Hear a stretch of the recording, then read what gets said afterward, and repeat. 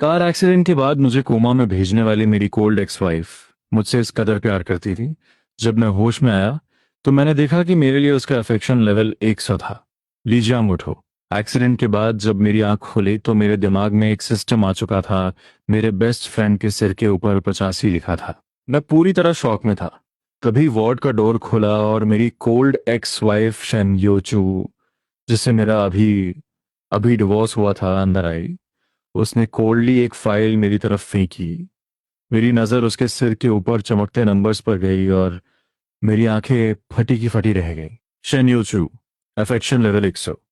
क्या मजाक है अफेक्शन लेवल 100? और तुमने मुझसे डिवोर्स ले लिया? एक कान फाड़ देने वाली ब्रेक की आवाज ने उस शाम की शांति को चीर दिया था। क्रश। उस जोरदार टक्कर से मेरी पूरी दुनिया गोल गोल घूमने लगी। मेरा माथा स्टीयरिंग व्हील से जोर से टकराया। मेरी कॉन्शियसनेस अंधेरे में डूब रही थी और उस आखिरी सेकंड में मेरे दिमाग में जो चेहरा आया वो शेन्योचू का था।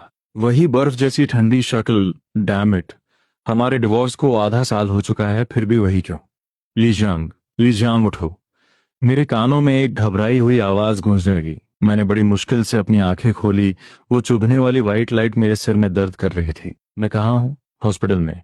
तुम गाड़ी चलाते हुए कैसे सो सकते हो? अगर एयरबैग्स नहीं होते तो तुम सीधा यमराज से मिल रहे होते। ये जानी पहचानी आवाज मेरे बेस्ट फ्रेंड सुयान की थी। उसके चेहरे पर अभी भी डर था और वो एक कॉटन स्वॉब से मेरे होठों को गीला कर रहा था। मैंने चारों तरफ देखा। ये सच में हॉस्पिटल का वार्ड था। मेरे सिर पर एक मोटी बैंडेज बंधी थी और रह रह कर दर्द उठ रहा था। मैं ठीक तो होना। डॉक्टर ने कहा है कि हल्का कंकशन है और कुछ टिश्यू डैमेज, कोई बड़ी प्रॉब्लम नहीं है। बस 2 दिन ऑब्जर्वेशन में रहना होगा। सुयान ने राहत की सांस ली, लेकिन फिर ताना मारने से खुद को रोक नहीं पाया। यार, शनयोचू से डिवोर्स हो गया तो हो गया। तुम ऐसे क्यों बर्ताव कर रहे हो जैसे तुम्हारी जान ही निकल गई हो? उस नाम को सुनते ही मेरे सीने में एक दर्द सा उठा और मैं हमेशा की तरह चुप हो गया। ठीक उसी वक्त मेरी आंखों के सामने का नजारा अचानक अजीब तरीके से बदलने लगा। मैंने देखा कि सुयान के सिर के ऊपर बिना किसी वार्निंग के एक लाइन चमकने लगी। हल्के नीले रंग के नंबर्स और टेक्स्ट। सुयान, अफेक्शन लेवल 85, सॉलिड ब्रदर। मैंने जोर से पलके झपकाए। मुझे लगा ये कंकशन का कोई साइड इफेक्ट है या मुझे हेलुसिनेशंस हो रहे हैं। क्या घूर रहे हो भाई? तुम्हारी आंखें तो फटी की फटी रह गई हैं। सुयान मेरी नजर से थोड़ा अजीब फील कर रहा था। मैंने उसे इग्नोर किया और अपनी नजर बगल में खड़ी नर्स पर डाली जो मेरी ड्रेसिंग चेंज कर रही थी। तभी एक और वैसा ही इंफॉर्मेशन बॉक्स हवा में पॉप हुआ। Nurse Zhang Ping, affection level 60, friendly stranger. What the मेरे मुंह से अंदर ही अंदर एक गाली निकल गई। मेरा पूरा दिमाग सुन्न पड़ गया था। ये क्या सिचुएशन है? कोई चीट कोड? ये सब क्या हो रहा है? चीट कोड या कोई सिस्टम? एक कार एक्सीडेंट की वजह से मेरी लाइफ की स्क्रिप्ट एक डिप्रेसिंग लव स्टोरी से सीधे किसी फैंटेसी सिस्टम में बदल गई थी। मैं अभी इस झटके से बाहर भी नहीं आया था कि तभी वार्ड का दरवाजा चरमराते हुए खुला। एक बहुत जानी पहचानी ठंडी सी परफ्यूम की खुशबू कमरे में फैल गई। मेरे दिल को जैसे किसी अनदेखे हाथ ने कस कर पकड़ लिया। मैंने तुरंत दरवाजे की तरफ देखा। वो शिनयोचू थी।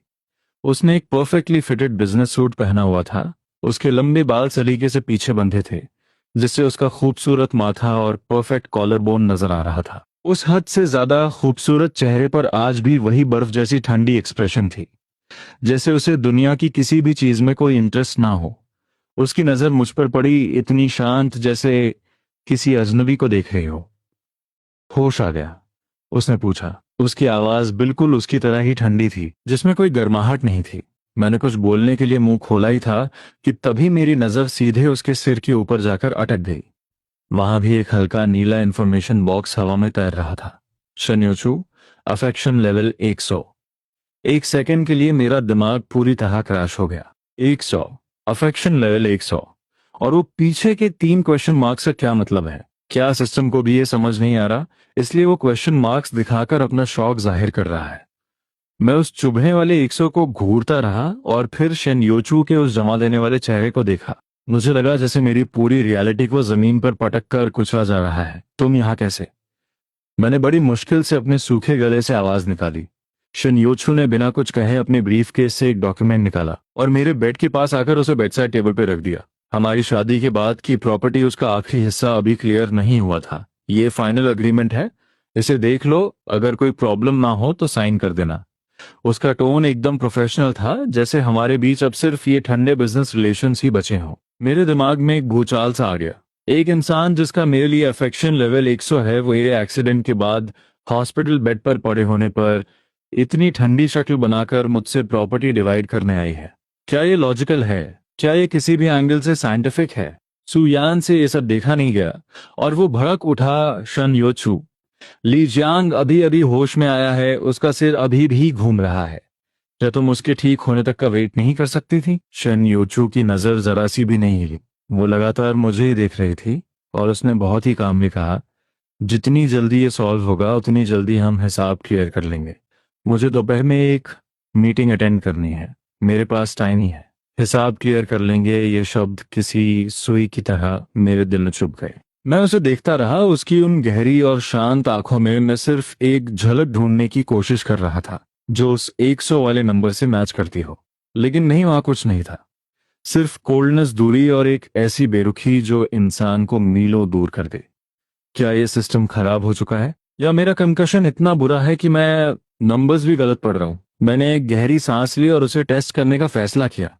ये एग्रीमेंट मैं अभी नहीं पढ़ सकता। मैंने अपने बैंडेज बंधे सिर की तरफ इशारा किया। डॉक्टर ने कहा है मुझे कंकशन है, मुझे हर चीज डबल दिखाई दे रही है। अगर मैंने टर्म्स गलत पढ़ लिए और अपना हिस्सा भी तुम्हारे नाम कर दिया तो क्या होगा? मैंने जानबूझकर एक बहुत ही कैजुअल और सार्कास्टिक टोन का इस्तेमाल किया। हमारी पुरानी हिस्ट्री के हिसाब से मेरी ऐसी बातें सुनकर वो हमेशा इरिटेट हो जाती थी और उसकी भौहें और सिकुड़ जाती थी। लेकिन इस बार उसने सिर्फ 2 सेकंड के लिए मुझे शांति से देखा और फिर चुपचाप उस फाइल को वापस अपने बैग में रख लिया। तो फिर तुम्हारे ठीक होने का वेट करते हैं। इतना कहकर वो मुड़ी और जाने लगी।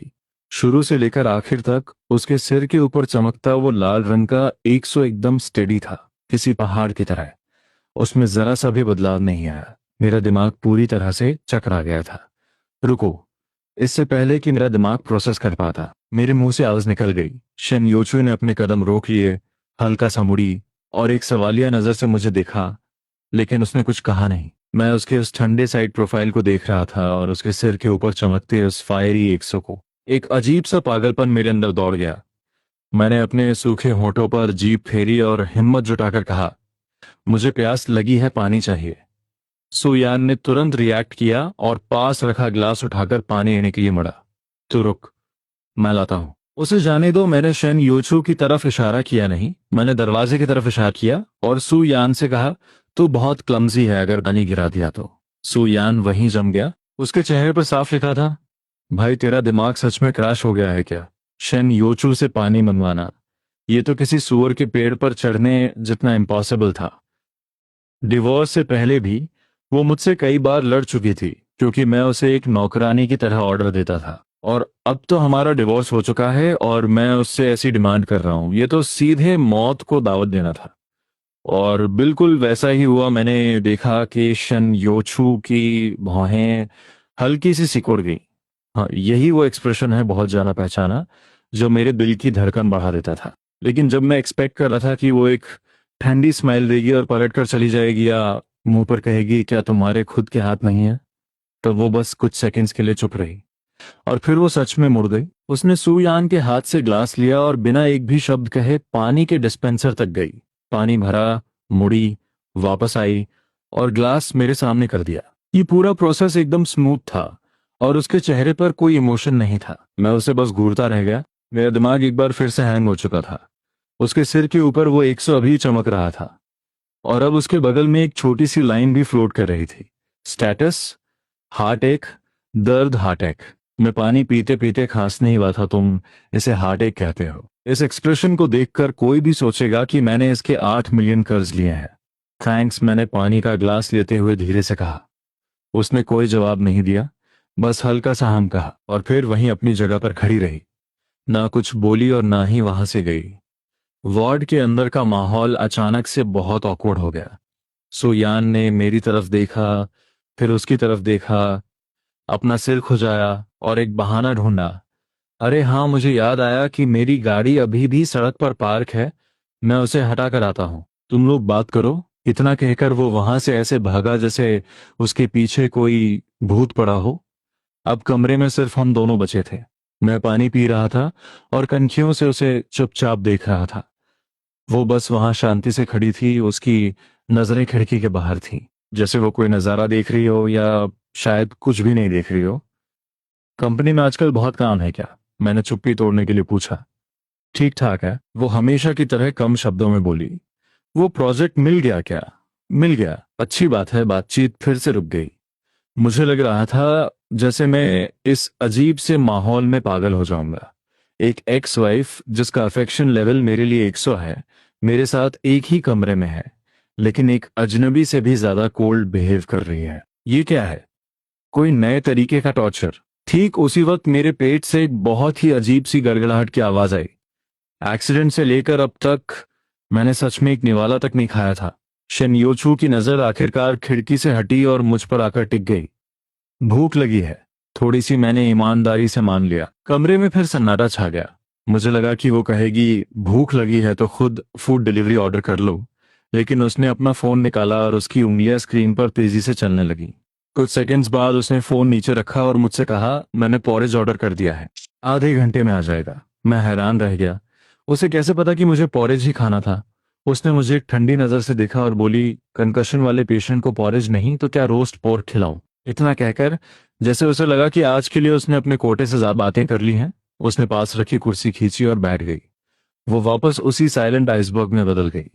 लेकिन उसके इस एक सेंटेंस ने मेरे दिल में एक अजीब सी हलचल पैदा कर दी। मैंने अपना फोन नीचे देखा और फूड डिलीवरी ऐप खोल लिया।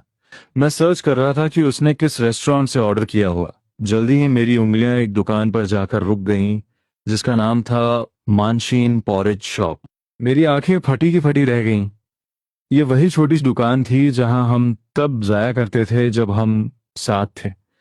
ये दुकान बहुत छोटी थी और काफी छुपी हुई जगह पर थी, लेकिन वहां की मालकिन के हाथों में जादू था। खासकर वो century egg and lean meat porridge मेरा फेवरेट था। वो जहां अभी रहती है, वहां से ड्राइव करके वो किसी भी अच्छे रेस्टोरेंट से ऑर्डर कर सकती थी, लेकिन उसने जानबूझकर इसी दुकान को चुना। इसे सिर्फ कन्वीनियंस कहकर नहीं टाला जा सकता था। मैंने अपना सिर उठाया और एक बार फिर उसे देखा। वो अभी भी वैसी ही ठंडी और शांत बैठी थी, जैसे उसने अभी अभी कोई बहुत ही नॉर्मल सा फूड डिलीवरी ऑर्डर किया हो। लेकिन उसके सिर के ऊपर जो इंफॉर्मेशन बॉक्स था, वो चुपके से बदल चुका था। शिनियाचू, affection level 100, deep love status, worried, उसे फिक्र है कि तुम्हारा पेट खराब है और हॉस्पिटल का खाना बहुत ऑयली होगा। मेरे दिल पर जैसे किसी ने हथौड़े से वार किया हो। तो बात यह है, ऐसा नहीं है कि उसे परवाह नहीं है, बस उसने अपनी सारी फिक्र को उस बर्फ के पहाड़ के नीचे छिपा रखा है। मुंह से वो सबसे चुभने वाली बातें कहती है, लेकिन काम सबसे ज्यादा केयरिंग करती है। ये औरत भी ना, आधे घंटे बाद डिलीवरी बॉय ने एकदम टाइम पर वो गर्मा गर्म पॉरेज पहुंचा दिया। योचू उठी, ऑर्डर लिया, पैकिंग खोली और चम्मच मेरे हाथ में थमा दिया। ये पूरा प्रोसेस हमेशा की तरह साइलेंट और एफिशिएंट था। मैंने पॉरेज लिया। टेम्परेचर एकदम परफेक्ट था, मुंह जलाने वाला नहीं। मैंने एक चम्मच भरकर अपने मुंह में डाला। वो जानी पहचानी टेस्ट मेरी जबान पर फैल गई और एक गर्माहट मेरे गले से होती हुई सीधे पेट तक पहुंच गई। वही पुराना टेस्ट मेरे मुंह से खुद ब खुद निकल गया। शनयोचू की पलकें इतनी हल्की सी झपकी कि शायद ही कोई नोटिस कर पाता, लेकिन उसने फिर भी कुछ नहीं कहा। ठीक उसी वक्त वार्ड का दरवाजा एक बार फिर से खुला। इस बार जो अंदर आया वो एक प्रॉपर सूट में सजा हुआ आदमी था। लंबा कद, हैंडसम सा चेहरा और उसके हाथ में लाल गुलाबों का एक बहुत बड़ा बुके था। मैं उसे जानता था। वांग येन हमारी कंपनी के सबसे बड़े कॉम्पिटिटर, शेंशी ग्रुप का सीईओ और कॉरपोरेट वर्ल्ड का एक जाना माना यंग टैलेंट। लेकिन इससे भी ज्यादा इंपॉर्टेंट बात यह थी कि मेरे और शेन योचू के डिवोर्स के बाद से ही वो पागलों की तरह उसके पीछे पड़ा था। यूचू, मैंने सुना तुम यहाँ हो, तो मैं सीधा दौड़ा चला आया। तुम ठीक तो हो ना? वांग येन ने अंदर आते ही मुझे पूरी तरह से इग्नोर कर दिया। एक जिंदा इंसान बिस्तर पे पड़ा है, पर उसे कोई फर्क नहीं पड़ा। वो सीधा शेन यूचू के पास पहुंच गया। उसके चेहरे पर बहुत फिक्र नजर आ रही थी। मेरी नजर उसके सिर के ऊपर तैरते इंफॉर्मेशन बॉक्स पर पड़ी। वांग येन अफेक्शन टुवर्ड्स शनयोचू 95, strong positiveness affection towards Li Jiang -50, मेरे अंदर से एक ठंडी हंसी निकल गई। लगता है ये आदमी सच में मुझे अपनी आंखों की किरकिरी समझता है। शन यूचू ने जैसे ही वांग यान को देखा, उसकी भौहें सिकुड़ गईं। उसने बिना दिखाए हल्का सा एक कदम पीछे लिया और दोनों के बीच की दूरी बढ़ा दी। मैं ठीक हूं, तुम यहाँ क्यों आए? उसका टोन मुझसे बात करते वक्त से भी 3 गुना ज्यादा ठंडा था। मुझे मेरे सेक्रेटरी ने बताया कि डायरेक्टर ली का कार एक्सीडेंट हो गया है और तुम हॉस्पिटल आई हो। मुझे तुम्हारी चिंता हो रही थी, वांग यान ने कहते हुए वो गुलाब का बुके उसके सामने कर दिया। ये तुम्हारे लिए। उम्मीद है कि तुम्हारा मूड इन फूलों की तरह खिल जाएगा। मैं सच में पॉरेज खाते खाते खांसने ही वाला था। मूड खिल जाएगा। शेन यो चू के इस बर्फीले चेहरे को देखकर इससे तो अच्छा होता कि तुम इसे एक बर्फ का पुतला गिफ्ट कर देते, शायद वो ज्यादा खुश हो जाती। और बिल्कुल वैसा ही हुआ। शेन योचू ने उस बोके की तरफ देखा तक नहीं और कोल्डली कहा, इसकी जरूरत नहीं है, इसे ले जाओ, मुझे पॉलन एलर्जी है। वांग यान का एक्सप्रेशन एक सेकंड के लिए जम सा गया। मेरी हंसी छूटते छूटते बची भाई 6 महीने से पीछे पड़ा है और इसे ये तक नहीं पता कि बंदी को पॉलन एलर्जी है। ये 95 का अफेक्शन लेवल पूरी तरह से फेक लग रहा है। वांग येन को भी थोड़ा ऑकवर्ड फील हो रहा था। उसने एक झेपी हुई हंसी हंसी और फूलों को पास की टेबल पर दिया। फिर जैसे उसने मुझे अभी अभी नोटिस किया हो, एक फेक शौक के साथ बोला, अरे डायरेक्टर ली, आप भी यही हैं? मेरी नजरें भी ना। आई एम सो सॉरी। आपकी तबीयत कैसी है अब? कोई ज्यादा बड़ी चोट तो नहीं आई? वो मुंह से तो सॉरी बोल रहा था, लेकिन मैं साफ साफ देख सकता था कि उसके सिर के ऊपर वो -50 का नंबर एक कमीनी सी खुशी के साथ चमक रहा था। तुम्हारी दुआओं से अभी मरा नहीं हूं, मैंने एक फेक सी स्माइल के साथ जवाब दिया। वांग येन को बिल्कुल भी गुस्सा नहीं आया, बल्कि उसने अपनी नजर वापस शेन योचू की तरफ घुमा ली और एक बहुत ही सॉफ्ट टोन में बोला, योचू, तुम भी ना, जब डायरेक्टर ली अब खतरे से बाहर है तो तुम्हें घर जाकर रेस्ट करना चाहिए। तुमने कल रात उस नए प्रपोजल के लिए पूरी रात जागकर काम किया और आज यहाँ हॉस्पिटल आ गई। तुम्हारी हेल्थ कैसे बर्दाश्त करेगी ये सब? यहाँ केयर टेकर है ना, तुम्हें खुद यहाँ बैठकर पहरा देने की क्या जरूरत है? उसकी ये बातें बाहर से तो शन योचू की टेर लग रही थी, लेकिन असल में वो मुझे अपनी टेरिटरी दिखा रहा था। वो इनडायरेक्टली ये बता रहा था कि मेरे और शन योचू के बीच अब ऐसा कोई रिलेशन नहीं है कि उसे मेरी देखभाल करनी पड़े। मेरे अंदर का पारा चढ़ने लगा। मैं पलट कर जवाब देने ही वाला था कि तभी मैंने देखा कि शन योचू का चेहरा एकदम सख्त हो गया है। उसने मुड़कर वांग येन को देखा और उसकी नजर किसी तेज धार वाले चाकू जैसी थी। डायरेक्टर वांग, मेरे पर्सनल मैटर्स में आपको दिमाग लगाने की जरूरत नहीं है, उसने एक एक शब्द पर जोर देते हुए कहा। और हाँ, आगे से मुझे डायरेक्टर शन या शन योचू ही बुलाइए। योचू बुलाने जितने क्लोज हम नहीं हैं। इस बार वांग यान के चेहरे का रंग पूरी तरह उड़ गया। उसका वो हैंडसम सा चेहरा गुस्से से हल्का सा ट्विस्ट हो गया। उसने मेरी तरफ देखा और उसकी आंखों में भयानक जेलसी और नफरत भरी थी। उसके सिर के ऊपर का वो -50 पागलों की तरह ब्लिंक करने लगा और अचानक से -70 पर पहुंच गया। ठीक उसी वक्त वांग यान को अचानक कुछ याद आया। उसने पलटी मारी और मेरे सामने एक फेक सिंपैथी का नाटक करते हुए बोला, वैसे डायरेक्टर ली, आपका और शेन यूचू का अलग होना सच में बहुत बुरा हुआ। मैंने सुना है कि आप दोनों का डिवोर्स इसलिए हुआ क्योंकि आप बाहर, खैर मर्द हैं, कभी कभी बहक जाते हैं। लेकिन शेन यूचू का दिल दुखाना ये आपकी गलती थी। उसकी ये चाल बहुत ही घटिया और खतरनाक थी। शेन यूचू के सामने उस पुरानी बात को उछालना, वो बस हमारे जख्मों को दोबारा कुरेदना चाहता था। वो उसे याद दिलाना चाहता था कि मैंने क्या गलती की थी। मेरा दिल एकदम से भारी हो गया। मैंने घबराकर शेन यूचू की तरफ देखा और मैंने देखा कि उसके सिर के ऊपर वो पहाड़ की तरह अटल 100 वांग येन के ये शब्द बोलते ही भयानक तरीके से कांपने लगा। वो नंबर गिरा नहीं, बल्कि एक अजीब सी तकलीफ और गहरे दुख की वेव में बदल गया। उसका चेहरा एक ही पल में बिल्कुल पीला पड़ चुका था। मुझे लगा जैसे किसी ने मेरे दिल को मुट्ठी में लेकर कस दिया हो। वांग येन हमारी कमजोरी पर वार करने में कामयाब हो गया था और उसके होठों पर छाई वो मुस्कान और गहरी हो गई। उसने अपना वो घटिया नाटक चालू रखा, डायरेक्टर ली, जो बीत गया सो बीत गया। आगे से मैं यूचू का ख्याल रखूंगा, मैं उसे कभी दुखी नहीं होने दूंगा। तुम अपना मुंह बंद रखो। कमरे में 2 आवाजें एक साथ गूंजी, एक मेरी और दूसरी शन यूचू की। मैंने हैरानी से उसकी तरफ देखा। वो भी वांग येन को घूर रही थी और उसकी आंखों में ऐसा गुस्सा था जो मैंने पहले कभी नहीं देखा था। उसकी आवाज तेज नहीं थी, लेकिन उसके शब्द बर्फ की तरह चुभने वाले थे। मेरे और ली जाम के बीच क्या हुआ ये तय करने वाला कोई बाहर का इंसान नहीं होता। अब यहाँ से चले जाओ। ये पहली बार था जब मैंने उसे हम दोनों के लिए हम शब्द का इस्तेमाल करते हुए सुना था। वान यन का चेहरा गुस्से और बेइज्जती से लाल पीला हो गया। उसे बिल्कुल उम्मीद नहीं थी कि शेन योचू मेरे लिए उसकी सरेआम इतनी बेइज्जती कर देगी। उसने मुझे एक बहुत ही गहरी और खतरनाक नजर से देखा। वो नजर जैसे कह रही थी तू बचकर रहना। फिर उसने अपना सूट ठीक किया, अपनी बची खुची इज्जत संभाली और पलटकर वार्ड से बाहर निकल गया। दरवाजा बंद होते ही कमरे में फिर से एक भारी सन्नाटा छा गया, लेकिन इस बार का माहौल पहले से भी ज्यादा टेंशन भरा था। वो बात वैसी नहीं थी जैसी उसने कही। मैंने शेन योचू के पीले पड़े चेहरे को देखते हुए सफाई देने की कोशिश की। वो बात मेरे दिल में चुभी हुई एक कील की तरह थी, और हमारे डिवोर्स की असल वजह भी। 1 साल पहले कंपनी पार्टी में मैंने बहुत ज्यादा पी ली थी, और अगले दिन जब मेरी आंख खुली मैंने खुद को होटल के बेड पर पाया। मेरे बगल में कंपनी की एक फीमेल कॉलीग थी, और फिर होटल के बाहर उस कॉलीग के साथ मेरी खींचातानी की फोटोज किसी ने शन योचू को भेज दी। मैंने उसे एक्सप्लेन करने की कोशिश की। मैंने कहा कि मुझे फंसाया गया है, मेरे बीच कुछ नहीं हुआ, लेकिन उसने कुछ नहीं कहा। वो बस मुझे देखती रही। उसकी आंखों में वो जमा देने वाली डिसअपॉइंटमेंट थी। 3 दिन बाद उसने डिवोर्स की मांग कर दी, शुरू से अंत तक। कोई ड्रामा नहीं, कोई सवाल नहीं। उसकी उस साइलेंस ने मुझे मौत की सजा सुना दी थी। अब सोचता हूं तो वान यान को ये सब पता था 100%। ये उसी का प्लान था पीछे से। क्या अब ये इंपॉर्टेंट है? शन योचू ने अपना सिर नीचे झुकाए रखा।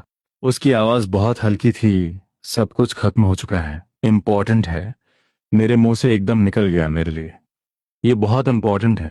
मैंने उसकी आंखों में देखकर एक एक लफ्ज चबाकर कहा, शन योचू, मैंने तुम्हें कभी धोखा नहीं दिया। उस रात मैंने कुछ नहीं किया था। उसकी बॉडी हल्की सी कांपी, लेकिन उसने अपना सिर नहीं उठाया।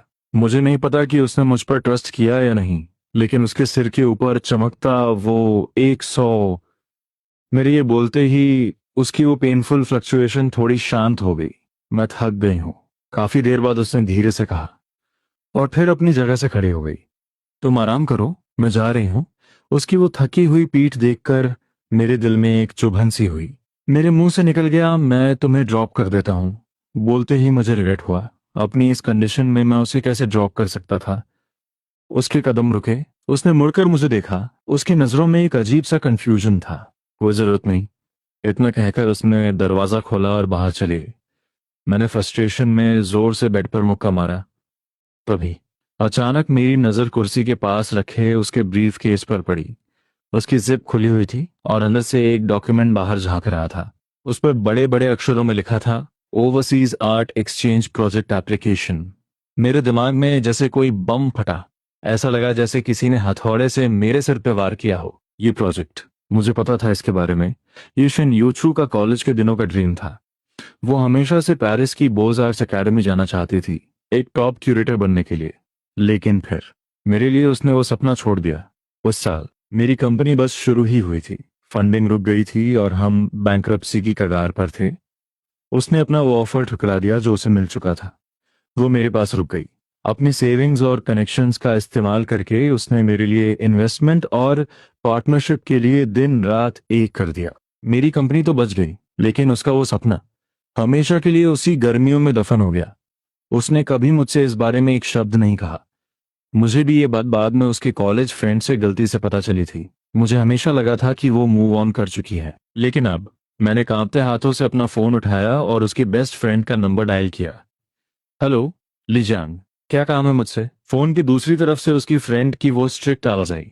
मुझे बस इतना पूछना था, क्या शन योचू विदेश जाने की तैयारी कर रही है? लाइन के उस पार एकदम सन्नाटा छा गया।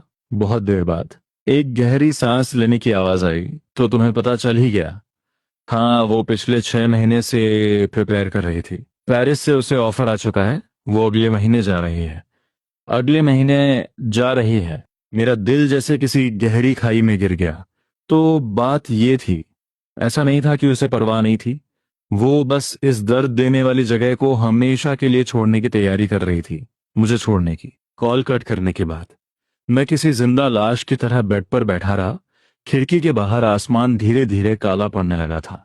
शहर की नियॉन लाइट्स एक एक करके जल उठी, और मेरी परछाई लंबी और बेहद अकेली लग रही थी। ठीक उसी वक्त मेरे दिमाग में उस सिस्टम की वो ठंडी सी नोटिफिकेशन आवाज फिर से गूंज उठी। मैंने हवा में ऊपर देखा, जैसे मुझे शेन यूचू का चेहरा नजर आ रहा हो। Shen Yuchu, affection level 100, deep love, status, heart एक। उसकी कंपनी अभी अभी स्टेबल हुई है। अगर मैं चली गई तो क्या वो अकेला सब हैंडल कर पाएगा? मेरी आंखों में अचानक आंसू भर आए। ये पागल लड़की, इस हालात में भी। उसके दिल में अभी भी मेरा ही ख्याल था। हॉस्पिटल से डिस्चार्ज वाले दिन सू यान मुझे पिक करने आया। शिन्योचू फिर कभी नजर नहीं आई। ना कॉल्स पिक कर रही थी, ना मैसेजेस का रिप्लाई दे रही थी।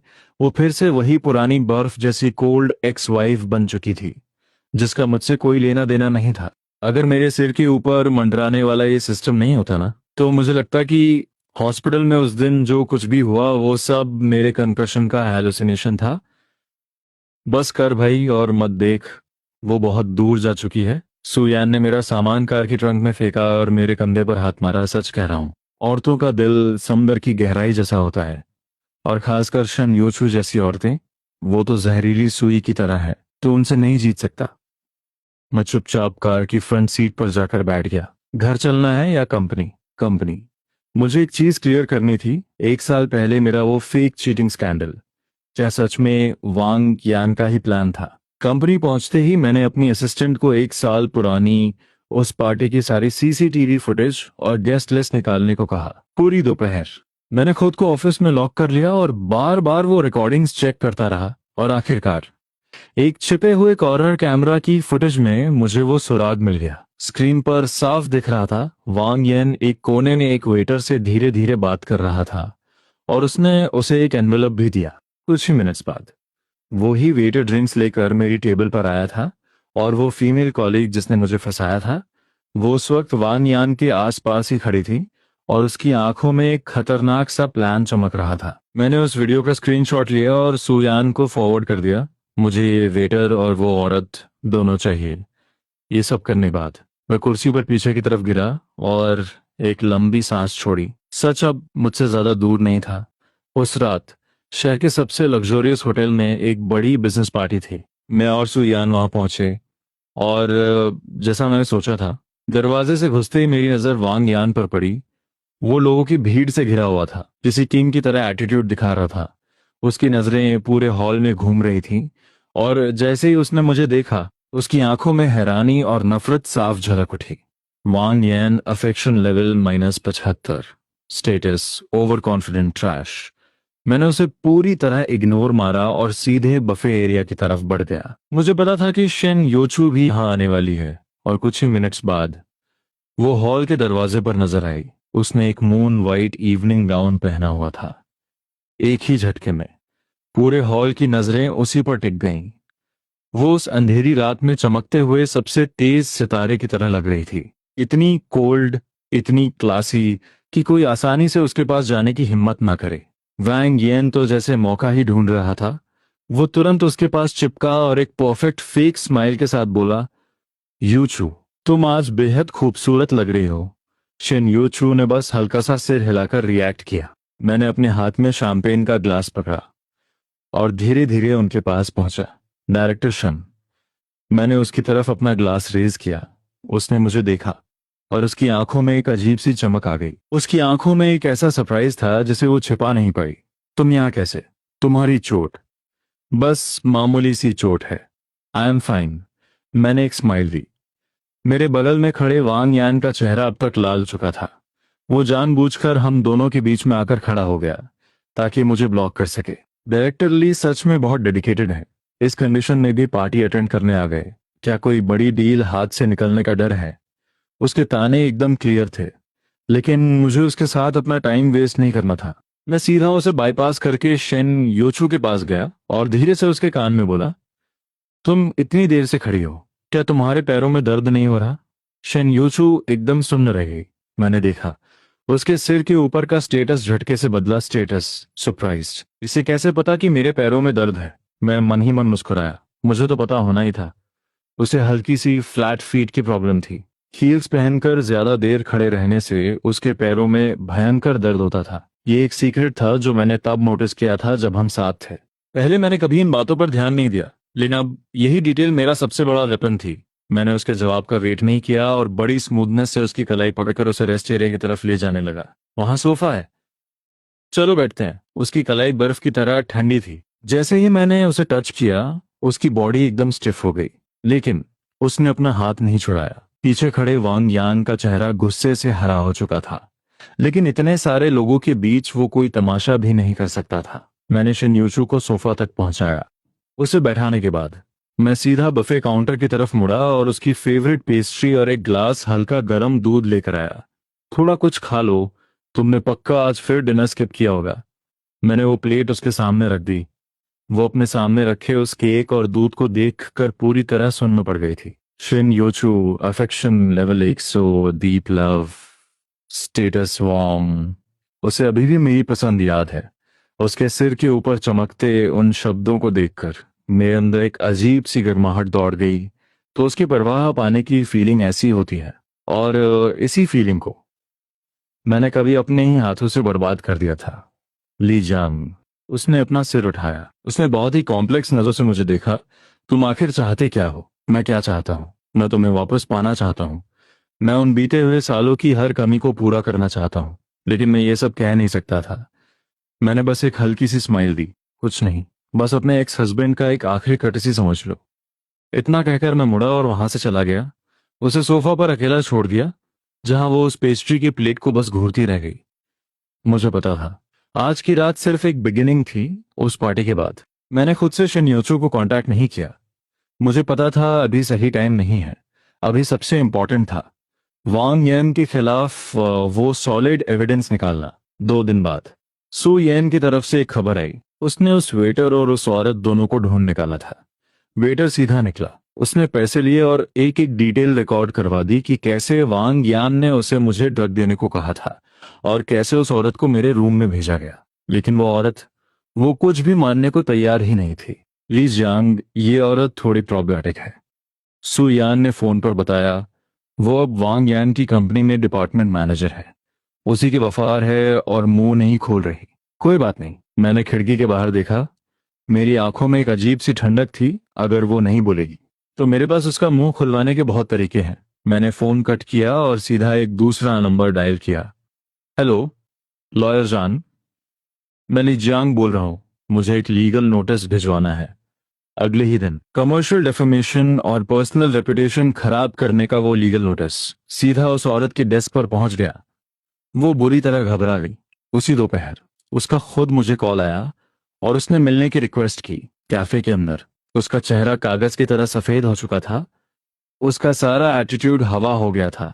डायरेक्टरली उस स्कैंडल से मेरा कोई लेना देना नहीं था। डायरेक्टर वांग ने मुझे फोर्स किया था। वो हाँफते हुए अपनी सफाई दे रही थी। उन्होंने कहा था कि अगर मैं उनकी प्लान में साथ दूंगी तो वो मुझे डिपार्टमेंट मैनेजर बना देंगे। मैं उस वक्त पैसों और पावर के लालच में अंधी हो गई थी। उसने तुम्हें कैसे फोर्स किया, ये सब रिकॉर्ड करो। मैंने एक रिकॉर्डिंग पेन खिसकाकर उसके सामने रख दिया। वो एक सेकंड के लिए झिझकी, लेकिन फिर उसने वो पेन उठा लिया। सारे सॉलिड एविडेंस हाथ में आने के बाद, मैंने वो सारे सबूत मिलने के बाद, मैं सीधा वांग यान की धज्जियां उड़ाने नहीं गया। मैंने गाड़ी निकाली और शेन योचू के ऑफिस के नीचे पहुंच गया। मैंने उसे एक टेक्स्ट किया, मैं तुम्हारी कंपनी के बाहर हूं, तुम्हें कुछ देना है। इस बार उसका रिप्लाई बहुत जल्दी आया, क्या चीज? तुम नीचे आओ, खुद देख लेना। कुछ मिनट्स बाद वो ऑफिस के बिल्डिंग से बाहर आती हुई नजर आई। मैं गाड़ी से बाहर निकला और एक यूएसबी ड्राइव उसके हाथ में रख दी। ये क्या है? उसने पूछा। 1 साल पहले जो भी हुआ उसका पूरा सच। मैंने सीधा उसकी आंखों में देखा और पूरे सीरियसली कहा, शन्यूचू, मैं बस इतना चाहता हूं कि इसे देखने के बाद तुम मुझे एक्सप्लेन करने का एक आखिरी मौका दो। वो पूरी तरह खामोश रही। उसने वो यूएसबी ड्राइव पकड़ ली और हल्का सा सिर हिला दिया। उसे मुड़ते हुए देखकर, उसे मुड़कर वापस ऑफिस के अंदर जाते हुए देखकर मेरे दिल में एक अजीब सी बेचैनी होने लगी। मुझे नहीं पता था कि यह सच्चाई जो इतनी लेट आई है, क्या वो हमारे बीच की इस खाई को कभी भर पाएगी। मैं कंपनी वापस नहीं गया। मैं बस यूं ही बिना किसी डेस्टिनेशन की गाड़ी चलाता रहा और आखिरकार मेरी कार उसी पुरानी जगह पर आकर रुक गई।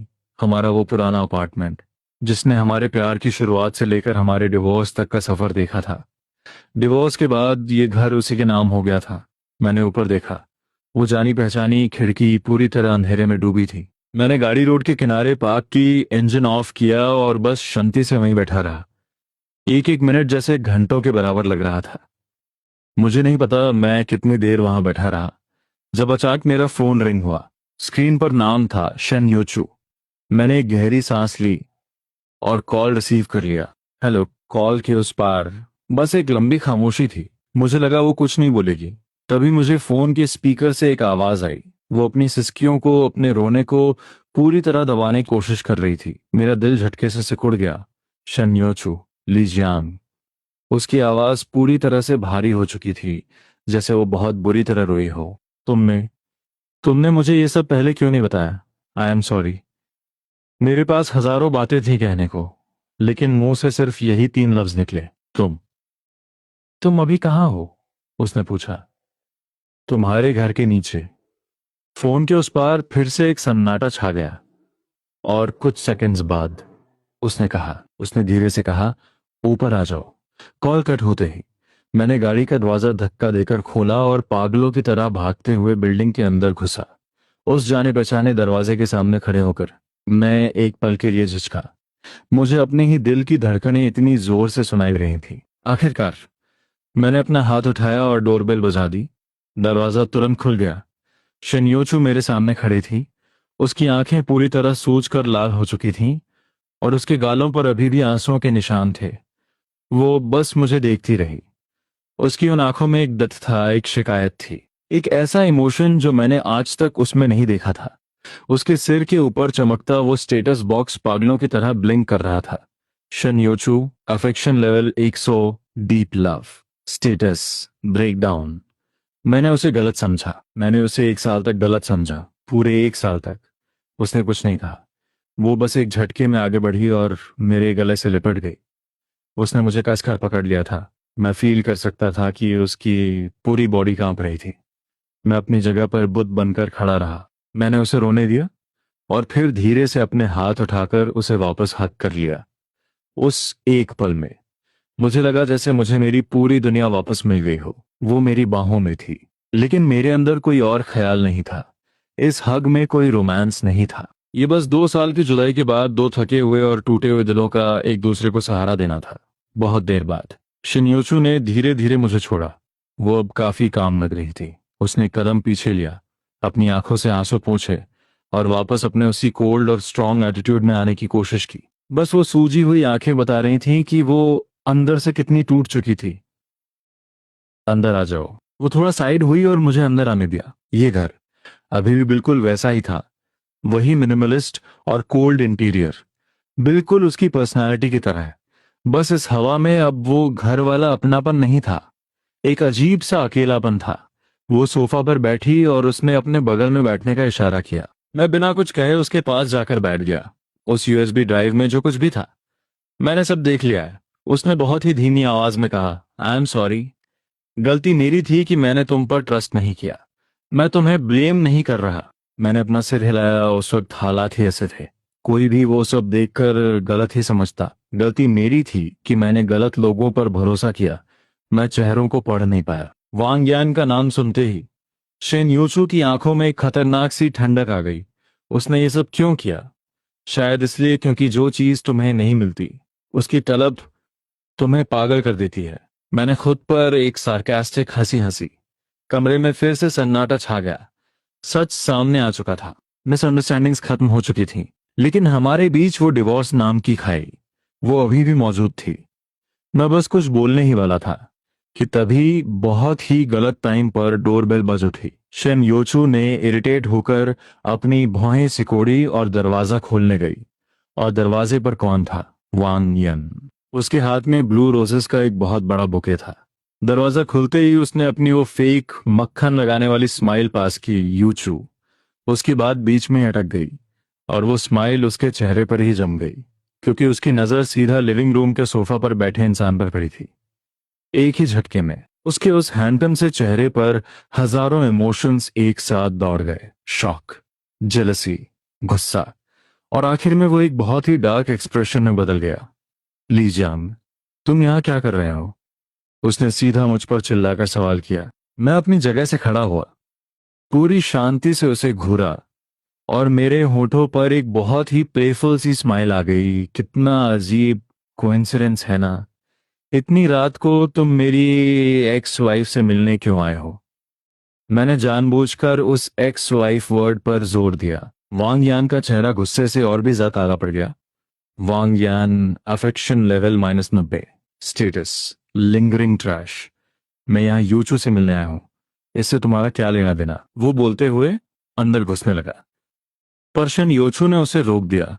उसका चेहरा बिल्कुल कोल्ड था। हमारे बीच बात करने के लिए कुछ नहीं है, प्लीज यहां से जाओ। यूचू। वांग येन फ्रस्ट्रेट हो गया। क्या तुमने इसकी बातें सुन ली हैं? इस पर ट्रस्ट मत करो, ये प्रॉफिट के लिए कुछ भी कर सकता है। चीप आदमी है। वो सिचुएशन कंट्रोल करने के लिए डेस्परेट होकर मुझे गाली देने लगा। मैं उसकी इस क्लाउन जैसी एक्टिंग को देखकर बस अंदर ही अंदर हंस रहा था। मैं डोर के पास गया, शन योचू के बगल में खड़ा हुआ और वांग येन को देखकर कामली बोला, डायरेक्टर वांग, तुम्हें पता है शन योचू की फेवरेट फ्लावर कौन सी है? वांग येन एकदम ब्लैंक हो गया। तुम्हें पता है उसे कौन सा फ्लेवर का आइसक्रीम पसंद है? वांग येन की भौहें सिकुड़ गईं।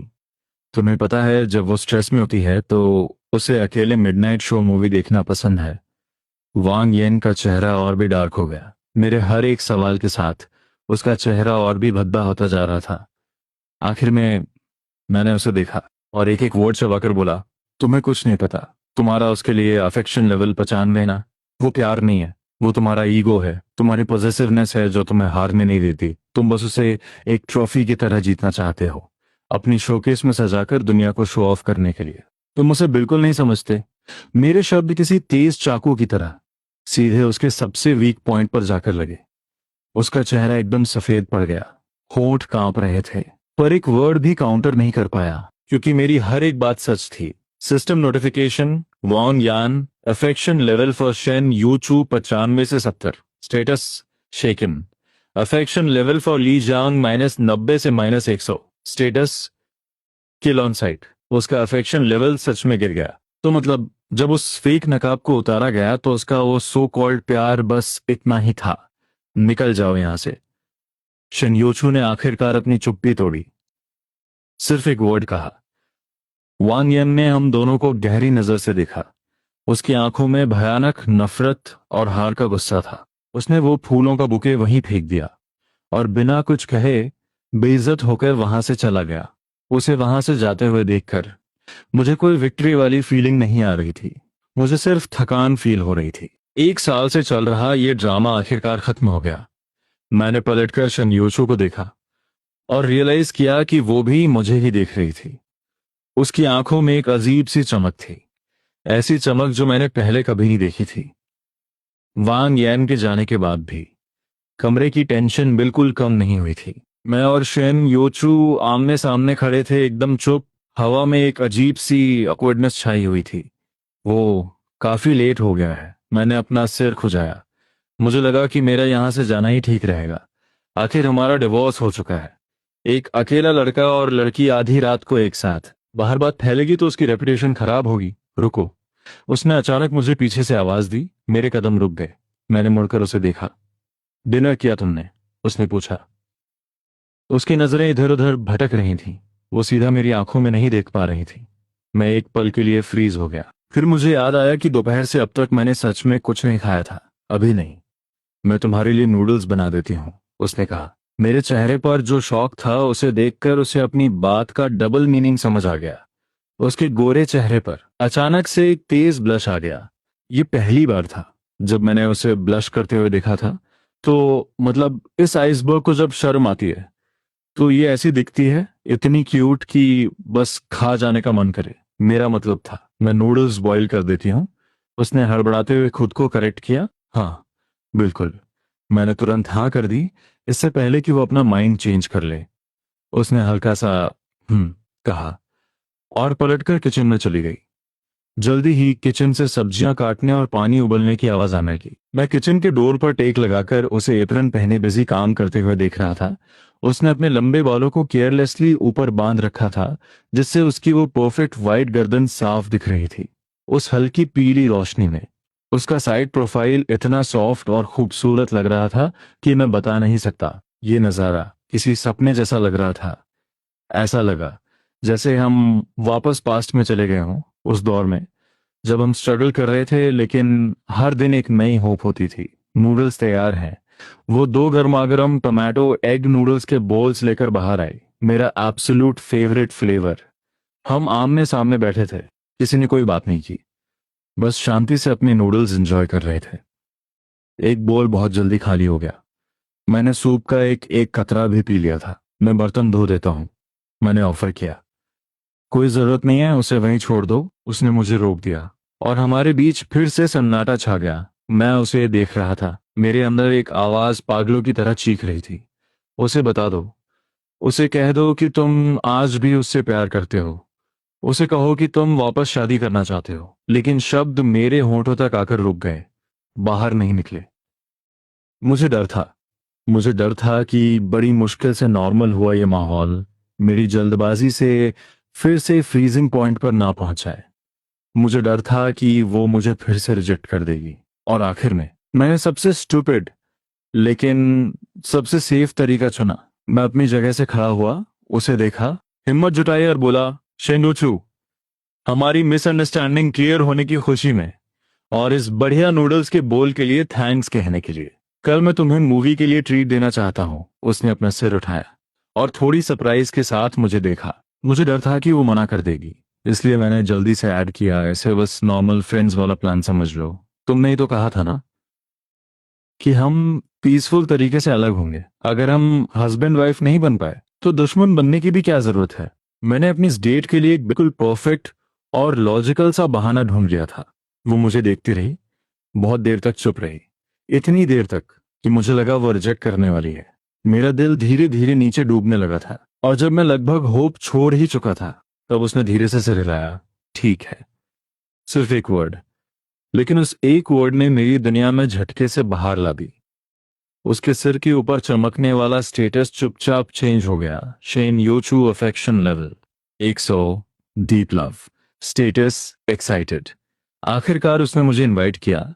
मैं वहीं खड़े खड़े 3 बार उछलने की फीलिंग को जबरदस्ती कंट्रोल कर रहा था। मैंने बाहर से खुद को काम रखा और बोला, तो फिर मैं कल तुम्हें पिक कर लूंगा। शेन यूचू को गुड बाय बोलकर मैं अपार्टमेंट बिल्डिंग से बाहर निकला। मुझे लग रहा था जैसे मैं हवा में उड़ रहा हूं। रात की हवा चेहरे पर ठंडी लग रही थी, लेकिन मेरे अंदर एक आग सी जल रही थी। मैं कार में जाकर बैठा और एक्साइटमेंट में स्टीयरिंग व्हील पर जोर से मुक्का मारा। यस, पहला स्टेप सक्सेसफुल हो गया। ठीक उसी टाइम मेरा फोन वाइब्रेट हुआ। एक मैसेज आया था शन योचू का। कल मैं गैलेक्सी ऑफ लव देखना चाहती हूँ, इवनिंग 7 बजे का शो। मैं उस टेक्स्ट को देखकर सुन्न रह गया। गैलेक्सी ऑफ लव, ये वो मूवी थी जो हमने अपने डेटिंग टाइम में मिस कर दी थी। हमने साथ देखने का प्लान बनाया था, लेकिन कंपनी में अचानक काम आ जाने की वजह से मैंने प्लान कैंसिल कर दिया था।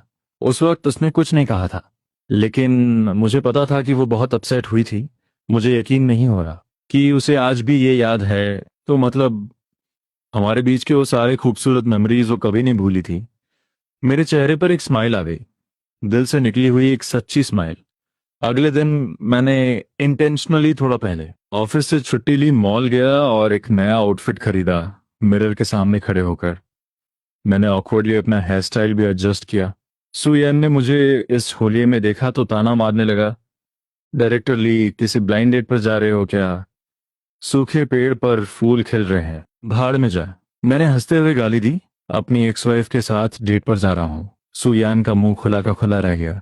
क्या तुम दोनों वापस पैच अप कर रहे हो? बहुत जल्द, मैंने फुल कॉन्फिडेंस के साथ कहा। शाम 6:30 मैं परफेक्टली टाइम पर शनयोचो के घर के नीचे पहुंच गया।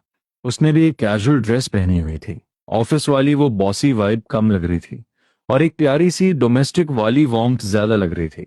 हम साथ साथ चल रहे थे, किसी ने कुछ नहीं कहा, लेकिन अब वो पहले वाली ऑकवर्डनेस भी नहीं थी। मूवी थिएटर में मैंने पॉपकॉर्न और कोक ले लिए थे। मूवी एक बहुत ही टिपिकल लव स्टोरी थी, लेकिन मैं उसे पूरे मजे से एंजॉय कर रहा था। मैं असल में मूवी देख ही नहीं रहा था। उस डिम लाइट में मैं बस उसे ही देख रहा था। उस डिम लाइट में उसका साइड प्रोफाइल इतना खूबसूरत लग रहा था कि धड़कन रुक जाए। मैं फील कर पा रहा था कि उसका फोकस भी स्क्रीन पर नहीं था। मूवी खत्म हुई तो लगभग 9 बज चुके थे। मैंने उसे घर तक ड्रॉप किया। बिल्डिंग के नीचे हमने एक दूसरे को गुड बाय कहा। वो, आज बहुत मजा आया, मैंने कहा। उसने सिर हिलाया। मुझे भी। ठीक उसी टाइम मेरा फोन अचानक पागलों की तरह बजने लगा। सुयान कॉलिंग। मैंने अपनी भौहें सिकोड़ी और कॉल पिक किया। लीजांग, गड़बड़ हो गई, बहुत बड़ा सीन हो गया है। सुयान की आवाज में बहुत पैनिक था। तुम कंपनी का इंटरनल ग्रुप चेक करो। उस कमीने वांग यान ने तुम्हारी 1 साल पुरानी वो चीटिंग वाली फोटोज एनोनिमस आईडी से पूरे ग्रुप में लीक कर दी हैं। पूरी कंपनी में हंगामा मच गया है। सब कह रहे हैं कि तुम्हारी पर्सनल लाइफ एकदम ट्रैश है, तुम एक घटिया इंसान हो। मेरा दिमाग एकदम सुन्न पड़ गया, सब ब्लैंक हो गया। वांग यान, मुझे यकीन नहीं हो रहा कि जब मैं उसका असली चेहरा सामने ला दिया तो वो बदला लेने के लिए इतनी घटिया ट्रिक यूज करेगा। ये सिर्फ मुझ पर अटैक नहीं था, वो मेरी कंपनी को बर्बाद करना चाहता था। एक बॉस के ऊपर अगर ऐसे घटिया इंसान का टैग लग जाए तो कंपनी की रेपुटेशन पूरी तरह से खत्म हो जाती है। लीजियन, क्या हुआ? शेनयोचू ने मेरा उतरा हुआ चेहरा देखकर फिक्र से पूछा। मैंने फोन कट किया और एक गहरी सांस ली। खुद को शांत रखने की कोशिश करते हुए बोला, कंपनी में थोड़ी प्रॉब्लम हो गई है, मुझे अभी जाकर हैंडल करना होगा। सीरियस है, बहुत सीरियस। मैंने एक कड़वी हंसी हंसी। वांग यान ने 1 साल पुरानी वो फोटोज हमारे कंपनी के सर्वर पर लीक कर दी हैं। शेन योचू का चेहरा पल भर में सख्त हो गया। उसे मुझसे ज्यादा पता था कि इसका इम्पैक्ट कितना भयंकर हो सकता है। अब क्या प्लान है तुम्हारा? मुझे अभी कुछ समझ नहीं आ रहा। ऐसे स्कैंडल क्लियर करना सबसे मुश्किल काम था है। भले ही मैं प्रूफ दिखा दूं कि मुझे फंसाया गया था, लेकिन लोगों की नजर में ताली एक हाथ से नहीं बजती। मेरे नाम पर एक धब्बा तो लग ही जाएगा। मैं तुम्हारे साथ कंपनी चल रही हूँ। शिनयूचू बिना एक सेकंड सोचे डायरेक्टली कार का डोर खोला और अंदर बैठ गई। मैं हैरान रह गया। फालतू बकवास बंद करो, ड्राइव करो, उसने ऑर्डर दिया। कंपनी वापस पहुंचे तो पूरी बिल्डिंग की लाइट्स ऑन थी। पीआर डिपार्टमेंट, लीगल डिपार्टमेंट और एडमिन डिपार्टमेंट, सबको इमरजेंसी में वापस बुला लिया गया था। मुझे और शन योचू को एक साथ आता देखकर सब लोग सुन्न रह गए। अभी सिचुएशन कैसी है? शन योचू ने सीधा सवाल दागा। उसकी वो बॉस वाली ऑरा पूरी तरह से वापस आ गई थी। वो फिर से वही स्ट्रिक्ट और पावरफुल फीमेल सीईओ लग रही थी। पीआर डायरेक्टर का चेहरा उतरा हुआ था। बिल्कुल अच्छी नहीं है। फोटोज इंटरनल नेटवर्क से बाहर लीक हो चुकी हैं। कई पार्टनर्स के कॉल्स आ रहे हैं और 2 ने तो क्लियर कह दिया है कि वो प्रोजेक्ट पॉज कर रहे हैं। कमरे में मौजूद हर इंसान की नजर मुझ पर थी। कुछ की आंखों में सिंपैथी थी और कुछ में डाउट था। कुछ मुझे इस हालत में देखकर खुश हो रहे थे। मुझे लग रहा था जैसे मैं कोई क्रिमिनल हूं जिसे सरेआम सजा दी जा रही हो। ठीक उसी वक्त शनियोचू चलकर मेरे पास आई और सबके सामने उसने मेरा हाथ पकड़ लिया। उसके हाथों में एक गर्माहट और ताकत थी। उसने पूरी टीम की तरफ देखा और उसकी आवाज बिल्कुल क्लियर और कॉन्फिडेंट थी। आप सबको उन फोटोज के बारे में जो कुछ भी पता है, मुझे भी पता है। और मैं आप सबको गारंटी दे सकती हूं कि ली जांग को फंसाया गया था। और किसने फंसाया है, ये बात हम सब अच्छे से जानते हैं। बिजनेस एक बैटलफील्ड है, लेकिन घटिया ट्रिक्स इस्तेमाल करने का मतलब ये नहीं कि वो जीत जाएंगे। ली जांग और मेरा डिवोर्स हो चुका है, लेकिन हम पति पत्नी थे, अब दोस्त हैं। और उससे भी बढ़कर हम एलाइज हैं। इसकी प्रॉब्लम मेरी प्रॉब्लम है। अब से हमारी दोनों कंपनीज की पीआर टीम मिलकर इस क्राइसिस को हैंडल करेंगी। इस स्कैंडल की वजह से जितने भी प्रोजेक्ट्स अफेक्ट होंगे, जो भी लॉस होगा, वो सब मेरी शेंच ग्रुप कवर करेगी। उसके ये शब्द ऑफिस के अंदर किसी बड़े बम की तरह फटे। सब लोग शॉक में थे, मैं भी। मैं अपनी आंखों पर यकीन नहीं कर पा रहा था। क्या उसे समझ आ रहा है कि वो क्या बोल रही है? इसका मतलब था अपनी स्टेबल कंपनी को मेरी इस डूबती हुई कश्ती के साथ बांध देना। शेन योचू, तुम पागल हो गई हो। मैं लगभग चिल्ला पड़ा, लेकिन उसने मुड़कर मुझे एक बहुत ही प्यारी और शांत सी स्माइल दी। ये पहली बार था जब मैंने उसे अपने लिए इतनी प्यार से मुस्कुराते देखा था। ऐसा लगा जैसे बरसों पुरानी बर्फ पिघल कर बाहर आ गई हो। मैं पागल नहीं हूं, उसने कहा। लीजियांग, अब मैं तुम्हें अकेले इन सब का सामना नहीं करने दूंगी। शन योचू की इस पावरफुल एंट्री ने कंपनी में एक इंजेक्शन की तरह काम किया और सब में जान फूंक दी। जो कंपनी अभी पैनिक में थी, वो वापस फुल स्पीड में काम करने लगी। दोनों कंपनीज की पीआर और लीगल टीम्स रात भर मीटिंग करके डैमेज कंट्रोल प्लान बना रही थी। और मैं और शन योचू मेरे कैबिन में बैठे थे। थैंक्स, मैंने उसे देखकर पूरे दिल से कहा। हमारे बीच थैंक्स की कोई जरूरत नहीं है। उसने कॉफी का कप उठाया और एक सिप लिया। मैं उसके उस शांत चेहरे को देख रहा था। मेरे अंदर हजार फीलिंग्स उमड़ रही थी। मैंने ऐसा क्या अच्छा किया था जो ये मेरे लिए इतना सब कर रही थी? शनियोचू।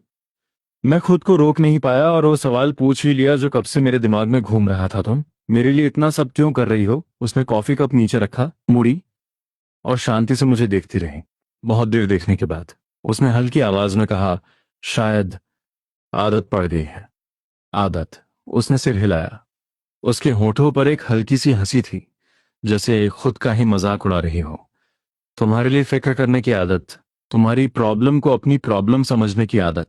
ये आदत 8 साल से मेरे साथ है। डिवोर्स के इन 6 महीनों में भी ये छूट नहीं पाई। मेरा दिल जैसे किसी बहुत ही सॉफ्ट चीज से लिपट गया हो। दर्द भी था और बहुत सारा प्यार भी। तो मैंने हिम्मत जुटाई और धीरे से पूछा, क्या तुम इस आदत को आगे भी कंटिन्यू रखना चाहोगी? उसकी बॉडी हल्की सी स्टिफ हो गई। उसने तुरंत जवाब नहीं दिया। कैबिन में फिर से एक भारी सन्नाटा छा गया। मैं नर्वस होकर उसे देख रहा था। मेरे हाथों से पसीना छूट रहा था और जब मुझे लगने लगा कि वो मुझे फिर से रिजेक्ट कर देगी, तब अचानक वो हंस पड़ी। ये कोई फॉर्मल या डिस्टेंस वाली हंसी नहीं थी। ये एक बहुत ही प्योर, दिल से निकली हुई, थोड़ी हेल्पलेस लेकिन बेइंतहा प्यार वाली हंसी थी। ली जांग, उसने कहा, तुम कभी कभी सच में बहुत स्टूपिड बातें करते हो। मैं हैरान रह गया। वो अपनी जगह से उठी, मेरे पास आई, थोड़ा झुकी और एक बहुत ही सॉफ्ट कॉफी की महक वाला किस मेरे माथे पर किया। मेरा दिमाग एक सेकंड के लिए पूरी तरह ब्लैंक हो गया। अगले दिन एक बहुत बड़ी प्रेस कॉन्फ्रेंस रखी गई। मैं और शेन योचू स्टेज पर एक साथ बैठे थे। हमारे सामने हजारों कैमरा फ्लैशेस चमक रहे थे।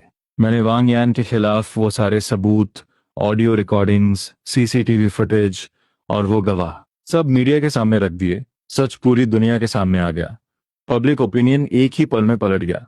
वांग येन और उसका शेनशी ग्रुप तुरंत एक भयानक ट्रस्ट क्राइसिस में फंस गए। उनके स्टॉक्स धड़ाम से गिर गए और मैं और शेन योचू पूरी दुनिया की नजरों में एक परफेक्ट, अटूट रिश्ते की मिसाल बन गए। कॉन्फ्रेंस के बिल्कुल आखिर में एक रिपोर्टर ने हिम्मत करके सवाल पूछा, डायरेक्टर शेन, क्या मैं पूछ सकता हूं कि आप और डायरेक्टर ली वापस शादी करने का प्लान कर रहे हैं? पूरे हॉल का फोकस झटके से शन योचू पर आ गया। मैं नर्वसली उसे देख रहा था। मेरा दिल ड्रम की तरह बज रहा था। उसने माइक उठाया, मेरी तरफ देखा और उसकी आंखों में बेशुमार प्यार था। ये सवाल, उसने कहा, मुझे लगता है कि मिस्टर ली को इसका जवाब देना चाहिए। मैंने उसे देखा और मुस्कुरा दिया। मैंने माइक लिया और उन सारे कैमरास के सामने एक एक वर्ड बिल्कुल क्लियर बोला, हाँ, मैं अपनी पूरी लाइफ अपनी वाइफ को वापस जीते में लगा दूंगा। कॉन्फ्रेंस के बाद हम वापस उसी अपार्टमेंट में गए जो भी हमारा घर हुआ करता था। ढलते सूरज की रोशनी खिड़की से अंदर आ रही थी और पूरे लिविंग रूम को एक गोल्डन ग्लो दे रही थी। हम खिड़की के पास खड़े थे, नीचे चलती गाड़ियों को देख रहे थे। शनियोचू, मैंने पीछे से धीरे से उसकी कमर पे हाथ रखा। उसने मुझे नहीं रोका और आराम से मेरे सीने से लग गई। आई लव यू, मैंने कहा। इसलिए नहीं कि वो सिस्टम है, इसलिए नहीं कि वो नंबर्स हैं, बल्कि इसलिए क्योंकि मैं आखिरकार उस बर्फ के पहाड़ के नीचे छिपे हुए ज्वालामुखी को समझ गया हूं। मैं तुम्हारी उस खामोशी में छुपे हुए गहरे प्यार को समझ गया हूं। वो मेरी बाहों में घूमी, अपना सिर उठाया और खुद आगे बढ़कर मेरे होठों को चूम लिया। इस पर मैंने ऑटोमेटिकली अपना सिर ऊपर उठाया, उसके सिर के ऊपर देखने के लिए। वो जानी पहचानी लाइट ब्लू कलर की इंफॉर्मेशन स्क्रीन अभी भी वहीं हमें थी, लेकिन इस बार वो नंबर बदल चुका था।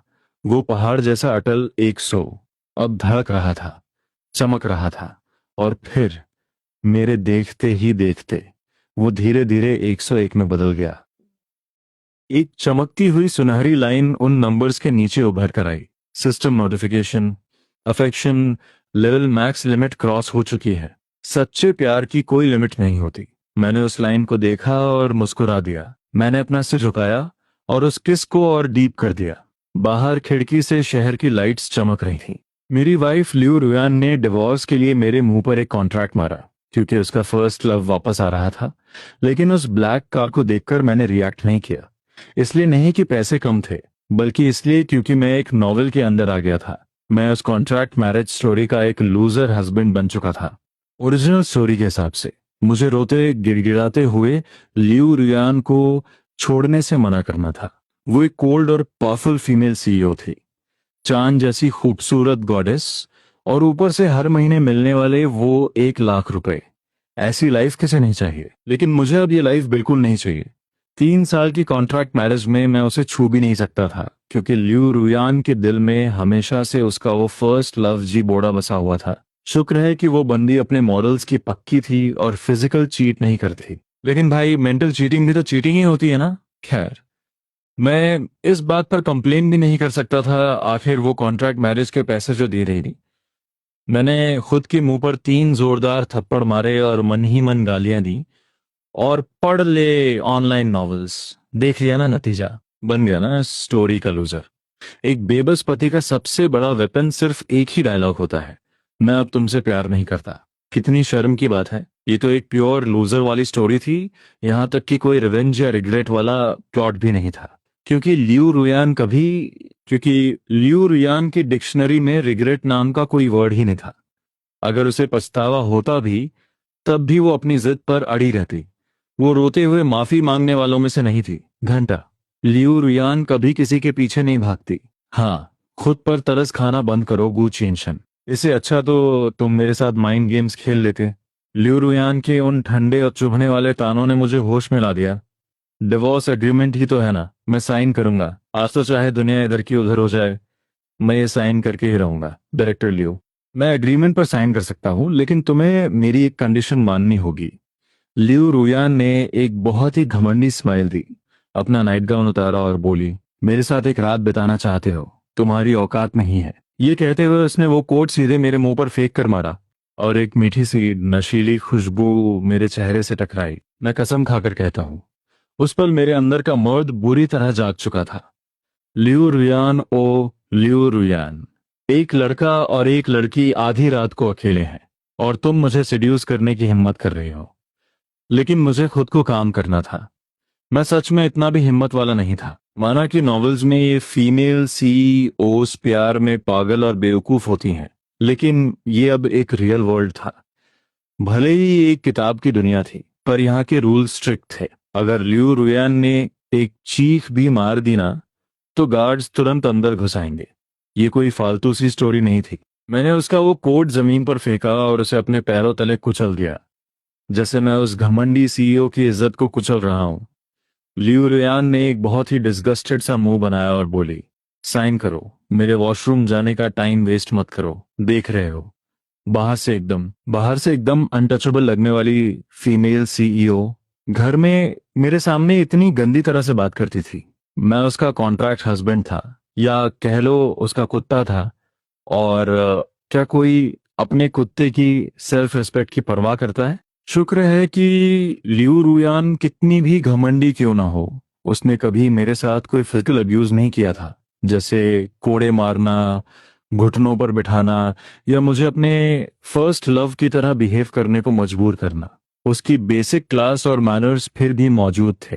3 साल साथ रहते हुए वो घर में मुझे पूरी तरह कंट्रोल करने लगी थी, जैसे उसके इनर वेयर्स धोना, उसे मसाज देना, उसे नहलाना। लेकिन मुझे सिर्फ देखने की परमिशन थी, मैं उसे छू नहीं सकता था। 3 साल बीत गए और मैं अभी भी उसका असली हस्बैंड नहीं बन पाया था। कितनी पैथेटिक लाइफ थी यार। लेकिन शुक्र है कि अब मैं इस बॉडी में आ चुका था, और मैं इतना बड़ा लूजर नहीं बनने वाला था। मैंने पेन उठाया। अग्रीमेंट की डिटेल्स मुझे पहले से ही याद थी। 100 मिलियन कैश, एक बड़ा सा विला, 2 लग्जरी कार्स और 2 कमर्शियल प्रॉपर्टीज। इस बॉडी के ओरिजिनल ओनर को लगता था कि वो लियू रुयान से प्यार करता है, इसलिए वो साइन नहीं कर रहा था। लेकिन मुझे तो उससे कोई प्यार नहीं था, और कॉम्पनसेशन भी इतना तगड़ा मिल रहा था। मैं तो मरते दम तक साइन करने को तैयार था। गू कैंशन। मैंने जल्दी से अपने वो 3 कैरेक्टर लिखे और अपना फिंगरप्रिंट लगा दिया। परफेक्ट। लियू रुयान ने एक हल्की सी स्माइल दी। उसकी आंखों में एक अजीब सी चमक थी। गू चैन शान, तुम बुरे नहीं हो। बताओ क्या कंडीशन है तुम्हारी? बस मेरी बॉडी को छोड़कर। लियू रुयान अभी भी अनटच थी। उसकी फैमिली बैकग्राउंड और कैरेक्टर ने उसे प्यार के मामले में अपने प्रिंसिपल्स पर टिके रहना सिखाया था, और मैं उसके उसी सो कॉल्ड प्यार के प्रिंसिपल्स को तोड़ने वाला था। साइन हो गए थे, डिवोर्स फाइनल था। अब मुझे उसके सामने गिड़गिड़ाने की कोई जरूरत नहीं थी। मैंने अपना फोन निकाला। मैं तुम्हें एक गिफ्ट देना चाहता हूँ। तुम्हें बस मेरे साथ बैठकर उसे पूरा देखना होगा। लियू रियान किसी पुराने जमाने के राजा की तरह थी। एक बार जो कह दिया सो कह दिया। वो अपनी बात की पक्की थी। उसने सिर हिलाया। तुम्हारे पास 10 मिनट है। मैंने अपने फोन से लियू रियान के असिस्टेंट को कॉल लगाया। असिस्टेंट ड्यू, डायरेक्टर लियू ने कहा है कि तुम मुझे क्लीनर्स का नंबर सेंड करो। तुम्हारे पास 1 मिनट है। लियू रुयान का चेहरा अचानक बहुत सीरियस हो गया। तुम क्या करना चाहते हो? ये क्लीनर्स असल में इन अमीर लोगों के पाले हुए कुत्ते होते थे, जो उनके लिए लॉ के बाहर जाकर गंदे काम निपटाते थे। अगर मैं लियू रुयान के साथ कोई जबरदस्ती करने की कोशिश करता तो मेरा अंजाम यही क्लीनर्स तय करते। मुझे जिंदा नुचकर खा जाते। मैंने कोई जवाब नहीं दिया, बस शांति से फोन कॉल का इंतजार करने लगा। जल्दी ही मेरे फोन पर एक नंबर आ गया। उसी वक्त लियू रुयान का फोन भी बजा। वो असिस्टेंट डू का कॉल था। उसने कॉल उठाया और बस इतना कहा, मुझे पता है वो नंबर इसी शहर हाइचन का था। मैंने उसे डायल किया और स्पीकर ऑन कर दिया। सामने वाले को शायद पहले से ही पता था कि मैं कौन हूं। यंग मास्टर गू, ऑर्डर दीजिए। मुझे इस बात से कोई हैरानी नहीं हुई। आखिर ऑफिशियली मैं अभी भी लियू रुयान का हस्बैंड था। 10 मिलियन। मुझे जिबोड़ा की फॉरेन कंट्री वाली सारी डिटेल्स चाहिए, स्पेसिफिकली उसके उस ब्लैक बॉडीगार्ड की। सामने वाला इंसान कुछ सेकंड्स के लिए हिचकिचाया। डायरेक्टर लियू साथ में है क्या? लियू रुयान ने बहुत ही ठंडी आवाज में कहा, 20 मिलियन। जो ये कह रहा है वो करो। 10 मिनट में काम हो जाना चाहिए, कहकर कॉल कट हो गया। लियू रुयान ने मुझे तान मारते हुए कहा, आगे से तुम्हारे पास इस नंबर पर कॉल करने की कोई अथॉरिटी नहीं होगी। तुम्हें क्या लगता है मैंने जिबोड़ा के बारे में डिटेल्स नहीं निकलवाई थी? वो यूएस में दिन रात एक करके पढ़ाई कर रहा है। कोलंबिया यूनिवर्सिटी से अपनी मास्टर्स डिग्री ली है। सिलिकॉन वैली का सबसे मशहूर इन्वेस्टर है। और सबसे इंपॉर्टेंट बात, पिछले 3 सालों में मेरी ही तरह वो भी अनटच्ड और प्योर रहा है। लियू रुयान के मुंह से अनटच्ड और प्योर जैसे वर्ड्स सुनकर मुझसे अब और कंट्रोल नहीं हुआ और मैं जोर जोर से हंसने लगा। पहली बात तो ये, मैं रोज उसे नहलाता था। मैंने उसे पूरी तरह देख रखा था। और दूसरी बात, वो जी बोड़ा क्या सच में इतना शरीफ था?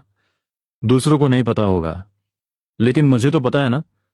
मैं इस कहानी को पढ़ चुका हूँ। 10 मिनट बहुत जल्दी बीतने वाले थे। लियू रुयान, बस थोड़ी देर वेट करो और फिर तमाशा देखना। इतना कहकर मैं तेजी से वॉशरूम की तरफ भागा और वो टब उठा लाया जिसमें मैं रोज उसके पैरों की मसाज करता था। ये क्या है? मेरे पैरों के लिए पानी क्यों नहीं भरा इसमें? मैंने अपनी आंखें घुमाई। भाड़ में जा, हमारा डिवोर्स हो चुका है। अब कोई कुत्ता ही तुम्हारे पैर धोएगा। मैं तो ये टब इसलिए लाया हूं क्योंकि मुझे डर है तुम अभी उल्टी करने वाली हो। यू रुयान को बात समझ आ गई। उसने एक कोल्ड सी हंसी दी और बोली, 1 मिलियन। ये आखिरी बार है। मैं खुशी खुशी राजी हो गया। 10 मिनट जल्दी ही बीत गए। लियू रुयान के पैर भी पानी में डूब चुके थे और उसी वक्त कॉल भी आ गया। मैं आराम से उसके पैरों की मसाज कर रहा था। 50 लाख मिल रहे हो तो जीभ से चाटने में भी क्या हर्ज है? सच कहूं तो ये लाइफ भी इतनी बुरी नहीं थी। पर अफसोस, लियू रुयान को डिवोर्स चाहिए था और मैं भी अपने सिर पे सींग नहीं लगाना चाहता था। फोन से आवाज आई, यंग मास्टर गो, आप तो सच में कोई गौर है। आपको रिकॉर्डेड वीडियो चाहिए या सीधा लाइव स्ट्रीम? मुझे बेशक लाइव स्ट्रीम ही देखनी थी, लेकिन मैं अपने पैसे वेस्ट नहीं करना चाहता था। लियू रुयान के पास बहुत पैसा था। उसके लिए 10 मिलियन खर्च करना ऐसा था जैसे 1 रुपया खर्च करना। 10 मिलियन और ऐड कर दो। फोन के दूसरी तरफ से तुरंत जवाब आया, मैं यंग मास्टर ड्यू को एक लिंक भेज रहा हूं। जल्दी ही मुझे एक मैसेज आया। मैंने लिंक ओपन किया और लाइव वीडियो स्टार्ट हो गई। बस एक झलक देखते ही मेरा उल्टी करने का मन हो गया। लियू रुयान उसे देखना चाहती थी, लेकिन मैंने रिफ्लेक्स एक्शन में तुरंत फोन उल्टा कर दिया। डैम इट, इस बॉडी के अंदर अभी भी उसके लिए फीलिंग्स बची हुई थी। ये ठीक नहीं है लियू रुयान। ये लाइव स्ट्रीम तुम्हारी आंखों को अंधा कर देगी। इसे देखकर तुम्हें ट्रॉमा हो जाएगा, पूरी लाइफ का ट्रॉमा। हटो यहां से। लियू रुयान को मेरी बकवास पर गुस्सा आ गया। उसने झटके से मेरा फोन छीन लिया और स्क्रीन पर चल रही लाइव स्ट्रीम देखते ही वो एकदम सुन्न पड़ गई। यूएस में अभी दिन का टाइम था। एक थोड़े अंधेरे कमरे में एक बड़े से बेड पर एक बहुत ही गोरा और एक एकदम काला शरीर एक दूसरे के साथ बिल्कुल चिपके हुए थे। क्योंकि वो लाइव वीडियो छुपकर बनाई जा रही थी, ऐसा लग रहा था जैसे कैमरा खिड़की के बाहर से अंदर झांक रहा हो। शीशे की वजह से वीडियो थोड़ी ब्लरी थी, लेकिन जो इंसान उस गोरे शरीर को अच्छे से जानता था वो उसे तुरंत पहचान सकता था।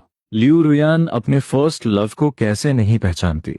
उसने एक ही नजर में उसे पहचान लिया था। लेकिन वो फोन को इतनी जोर से पकड़े हुए थी कि मुझे फोन के क्रैक होने की आवाजें आ रही थीं। ऐसा लग रहा था जैसे फोन अभी ब्लास्ट हो जाएगा। लेकिन वो अभी भी उसे क्यों देख रही थी, लगातार देखे जा रही थी। क्या उसे भी ये सब देखना पसंद था? व्हाट द हेल, ये तो बहुत ही साइकोपैथ निकली। मैं डर के मारे तुरंत उस शहर हाइचिंग से भागना चाहता था। लेकिन जाने से पहले मुझे अपना सारा गुस्सा और ताने तो पूरे करने ही थे। हाँ हाँ, लियू रुआन, यही है तुम्हारा प्यार, यह है तुम्हारा महान प्यार, अनटच्ड और प्योर। हाँ हाँ हाँ, तुमने सिर्फ उसके आसपास की लड़कियों की इन्वेस्टिगेशन करवाई, कभी लड़कों का बैकग्राउंड चेक क्यों नहीं करवाया? लियू रुआन, तुम्हारे फर्स्ट लव की कोई गर्लफ्रेंड नहीं है, लेकिन उसका एक काला बॉयफ्रेंड जरूर है। क्या शौक लगा, मजा आया। अफसोस कि मैं 3 मिनट तक उसे ताने मारता रहा, लेकिन उसने कोई रिएक्शन नहीं दिया। वो बिल्कुल किसी बुत की तरह खड़ी थी। जब लियो रुयन के होश वापस आए, तब उसने बहुत ही फटी हुई आवाज में बोला। उसकी आवाज ऐसी लग रही थी जैसे किसी ट्रक ने उसे कुचल दिया हो। गू चेंशन, मेरी हेल्प करो। तब जाकर मुझे समझ आया, वो डर के मारे पूरी तरह सुन्न पड़ चुकी थी। वो इतनी डर गई थी कि उसकी बॉडी उसके कंट्रोल में ही नहीं थी। मैं हंसना चाहता था, लेकिन मेरी हिम्मत नहीं हुई। मैंने जोर लगाकर उसके हाथों से फोन छुड़ाने की कोशिश की। वो इतनी टेंस थी कि उसकी नर्व्स और मसल्स पूरी तरह से अकड़ गई थीं। मैंने काफी देर तक उसके हाथों को रब किया, तब जाकर फोन बाहर निकला। मैंने लाइव स्ट्रीम बंद की, लेकिन साथ ही एक स्क्रीन रिकॉर्डिंग सेव कर ली। फिर उसे तुरंत अपने क्लाउड अकाउंट पर अपलोड करके अपनी फेक आईडी पर भेज दिया और सारी हिस्ट्री क्लियर कर दी। उसके बाद मैंने लियो रुयान को बेड पर लटाया और उसकी बॉडी को मसाज देकर रिलैक्स करने लगा। शायद ये आखिरी बार था जब मैं इस खूबसूरत और महकते हुए शरीर को छू रहा था। कितनी अफसोस की बात है, अभी जो लाइव स्ट्रीम उसने देखी थी, शायद उसका ट्रॉमा लियो रुयान के लिए बहुत भयंकर होने वाला था। हो सकता है इसके बाद वो लड़कों से ही नफरत करने लगे, या फिर पूरी जिंदगी किसी सन्यासी की तरह अकेले बिता दे।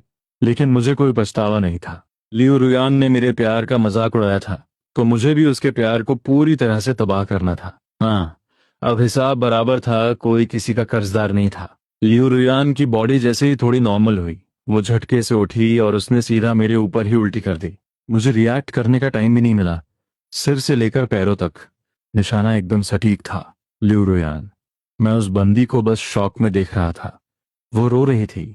वो लियो रुयान थी, वो घमंडी और अनटचेबल लियो रुयान। इतनी कम उम्र में लाखों एम्प्लॉयज को कंट्रोल करने वाली वो कोल्ड हार्टेड फीमेल सीईओ आज रो रही थी। मैं बिल्कुल चुप हो गया। मैंने शांति से सब साफ करना शुरू किया। गर्म पानी ऑन किया, उसके कपड़े उतारे और उसे उठाकर बाथटब में बिठा दिया। जब वो नहा रही थी, मैंने उसी के सामने शावर ऑन किया और नहाने लगा। ये पहली बार था जब मैं उसके सामने पूरी तरह से नेकेड था। मुझे लगा था कि लड़कों की बॉडी देखकर वो फिर से उल्टी कर देगी, लेकिन वो तो बस एकदम ब्लैंक होकर मुझे घूर रही थी। उसकी आंखों में कोई इमोशन नहीं था। वो बस मुझे नहाते हुए और मेरी बॉडी को स्कैन करते हुए देख रही थी। मैंने नहाकर नए कपड़े पहने, जल्दी से पूरा कमरा साफ किया और फिर लियू रुयान को नहलाया। मुझे ये सब करने की आदत हो चुकी थी। ये फीमेल सीईओ अक्सर बिजनेस पार्टीज में बहुत ज्यादा पी लेती थी और घर आकर उल्टी करती थी। मैंने उसकी ये सबसे पैथेटिक हालत बहुत बार देखी थी। मैं ये सब देख चुका था और मुझे इसकी पूरी आदत थी। बस एक बात थी, उन बाकी कॉन्ट्रैक्ट हस्बैंड से मेरी सिचुएशन थोड़ी बेटर थी, जिन्हें 3 साल में हाथ लगाने तक का मौका नहीं मिला। लेकिन सच कहूं तो, भले ही लड़की कितनी भी खूबसूरत क्यों ना हो, उसकी उल्टी की बदबू और गंदगी इतनी खराब होती है कि आप खुद सोचो, इस सिचुएशन में किसका गंदे काम करने का मन करेगा। लिरुयान को साफ करने के बाद उसने 3 बार और उल्टी की, यहां तक कि उसके पेट का पीला पानी भी बाहर आ गया। शायद उसे फिर से जी बूढ़ा का ख्याल आ गया था। मैंने उसे पूरी तरह साफ किया। तब तक वो सो चुकी थी। मैंने उसे उठाकर उसके मास्टर बेडरूम में सुला दिया और उसे एक गहरी नजर से देखा। शायद यह हमारी आखिरी मुलाकात थी। मैंने कुछ नहीं कहा, कोई गुड बाय नहीं। मैं बस किसी हवा के झोंके की तरह वहां से निकल गया। अपने कमरे से मैंने 2 बड़े सूटकेसेस निकाले। ये वो सारा सामान था जो मैंने पिछले 3 सालों में यहाँ कमाया था। वो सब लियू रुयान के दिए हुए गिफ्ट्स थे। Designer suits, branded watches, cufflinks, leather shoes, सब कुछ। जहां तक पैसे और प्रॉपर्टीज की बात थी, लियू रुयान कभी अपने वादे से पीछे नहीं हटती। मुझे यकीन था कि कल असिस्टेंट डू मुझे खुद कांटेक्ट करेगा। यहाँ से 20 किलोमीटर दूर मैंने एक छोटा सा 3 BH के अपार्टमेंट लिया था, जो मैंने पिछले 3 सालों की सेविंग से खरीदा था। लियू रुयान को इसके बारे में पता था, लेकिन मुझे ये भी पता था कि वो अपने घमंड में कभी मेरे दरवाजे पर नहीं आएगी। वैसे नॉर्मली देखा जाए तो मुझे पैसे लेकर कहीं बहुत दूर भाग जाना चाहिए था, लेकिन फिर मैंने सोचा, इतने सारे पैसे लेकर किसी अनजान शहर में जाना ऐसा है जैसे भेड़ियों के सामने खुद को परोस देना। इससे अच्छा तो यही है कि मैं हाईचेंग में ही रहूं, लियू रुयान के नाम का थोड़ा बहुत खौफ यूज करूं और आराम से अपनी लाइफ एंजॉय करूं। और कुछ सालों बाद जब लियू ग्रुप बर्बाद हो जाएगा, तब हम आराम से भाग जाएंगे। एक बहुत ही सुकून भरी नींद के बाद जब मेरी आंख खुली तो सुबह के 10 बज चुके थे। लियू रुयान की गुलामी ना करने के दिन सच में बहुत सुकून वाले थे। मैंने अपना फोन ऑन किया। डजन्स ऑफ मिस्ड कॉल्स थे और मैसेजेस भी थे, लियू रुयान की बेस्ट फ्रेंड बाय निंगबिंग के। लेकिन लियू रुयान ने मुझे इग्नोर नहीं किया था। सच में वो बिल्कुल हार्टलेस थी। ऑनलाइन नॉवेल्स में जो भी लिखा होता है ना कि फीमेल CEO पछताती है और पति को वापस पाने के लिए रोती है, वो सब बकवास है। लियू रुयान जैसी घमंडी औरत मर जाएगी लेकिन कभी हार नहीं मानेगी। मैं भी झुकने वाला नहीं था, इसलिए मैंने वापस फोन स्विच ऑफ कर दिया। 30 दिन का वेट करूंगा और सीधा डिवोर्स सर्टिफिकेट ले जाऊंगा। लेकिन किस्मत को कुछ और ही मंजूर था। बाय निंगबिंग सीधा मेरे दरवाजे पर आ धमकी, गू चैनशान, गू चैनशान, तुम लूजर, तुमने रुयान के साथ क्या किया? सामने खड़ी उस बंदी को देखकर मेरी सिट्टी पिट्टी गुम हो गई। पास्ट में मैं लियू रुयान से इतना नहीं डरता था जितना इस बाय निंगबिंग से डरता था।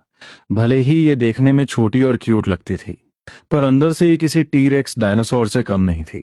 अगर कोई और मुझे लूजर कहता तो मुझे गुस्सा आता, लेकिन इसके मुंह से मैं चुपचाप सुन लेता था। शादी के 1 साल बाद बाय निंगबिंग ने जानबूझकर लियू रुयान को बहुत ज्यादा शराब पिलाई और उसे मेरे बेड पर फेंक दिया था। और मैंने क्या किया? मैं उस खूबसूरत लड़की को बस गले लगाकर सो गया। सच में मैंने उसके अलावा कुछ नहीं किया। उस दिन के बाद से बाय निंगबिंग ने तय कर लिया था कि मैं सच में एक सबसे बड़ा लूजर हूं, और उसने कभी मुझे और लियो रुयान को करीब लाने की कोशिश नहीं की। गू चैनशन, तुमने रुयान के साथ क्या किया? वो जी बोडा का कॉल उठाते ही उल्टी क्यों कर रही है? उसका नाम सुनते ही उसे उल्टी क्यों आ रही है? और तुम्हारा नाम सुनकर वो उल्टी नहीं करती, बल्कि तुम्हें जिंदा चबा जाना चाहती है। ऐसा क्यों? उसके इन 3 सवालों का मेरे पास कोई जवाब नहीं था। बाय निंगबिंग, सच में मैंने आज तक इससे ज्यादा लॉयल बेस्ट फ्रेंड नहीं देखी थी। वो सच में लियू रुयान की परवाह करती थी। दुनिया भर की सारी बेस्ट फ्रेंड्स मिला लो तो भी वो इसके जैसी नहीं बन सकती। बाद में जब लियू रुयान बैंकरप्ट हो गई थी, तो इसी के सपोर्ट से वो वापस खड़ी हो पाई थी। ये दोनों ऐसी फ्रेंड्स थीं जो पूरी लाइफ साथ रह सकती थीं। लेकिन अगर मैंने वो वीडियो इसे दिखा दी और सच बता दिया, तो क्या बाय निंगबिंग को लियू रुयान से घिन आने लगेगी? क्या उसे लगेगा कि वो भी इस गंदगी का हिस्सा बन गई है? सच में जी बोडा ने जो किया था वो बर्दाश्त के बाहर था। बोलता क्या नहीं? अगर अब तू नहीं बोला ना, तो मैं तेरे हाथ पैर तोड़ दूंगी। जब मैंने देखा कि बाय निंगबिंग सच में मारने वाली है, मैंने तुरंत अपने हाथ ऊपर कर लिए। लेकिन बाय निंगबिंग का वो पंचिंग बैग जैसा मुक्का मेरे ऊपर आ ही गिरा।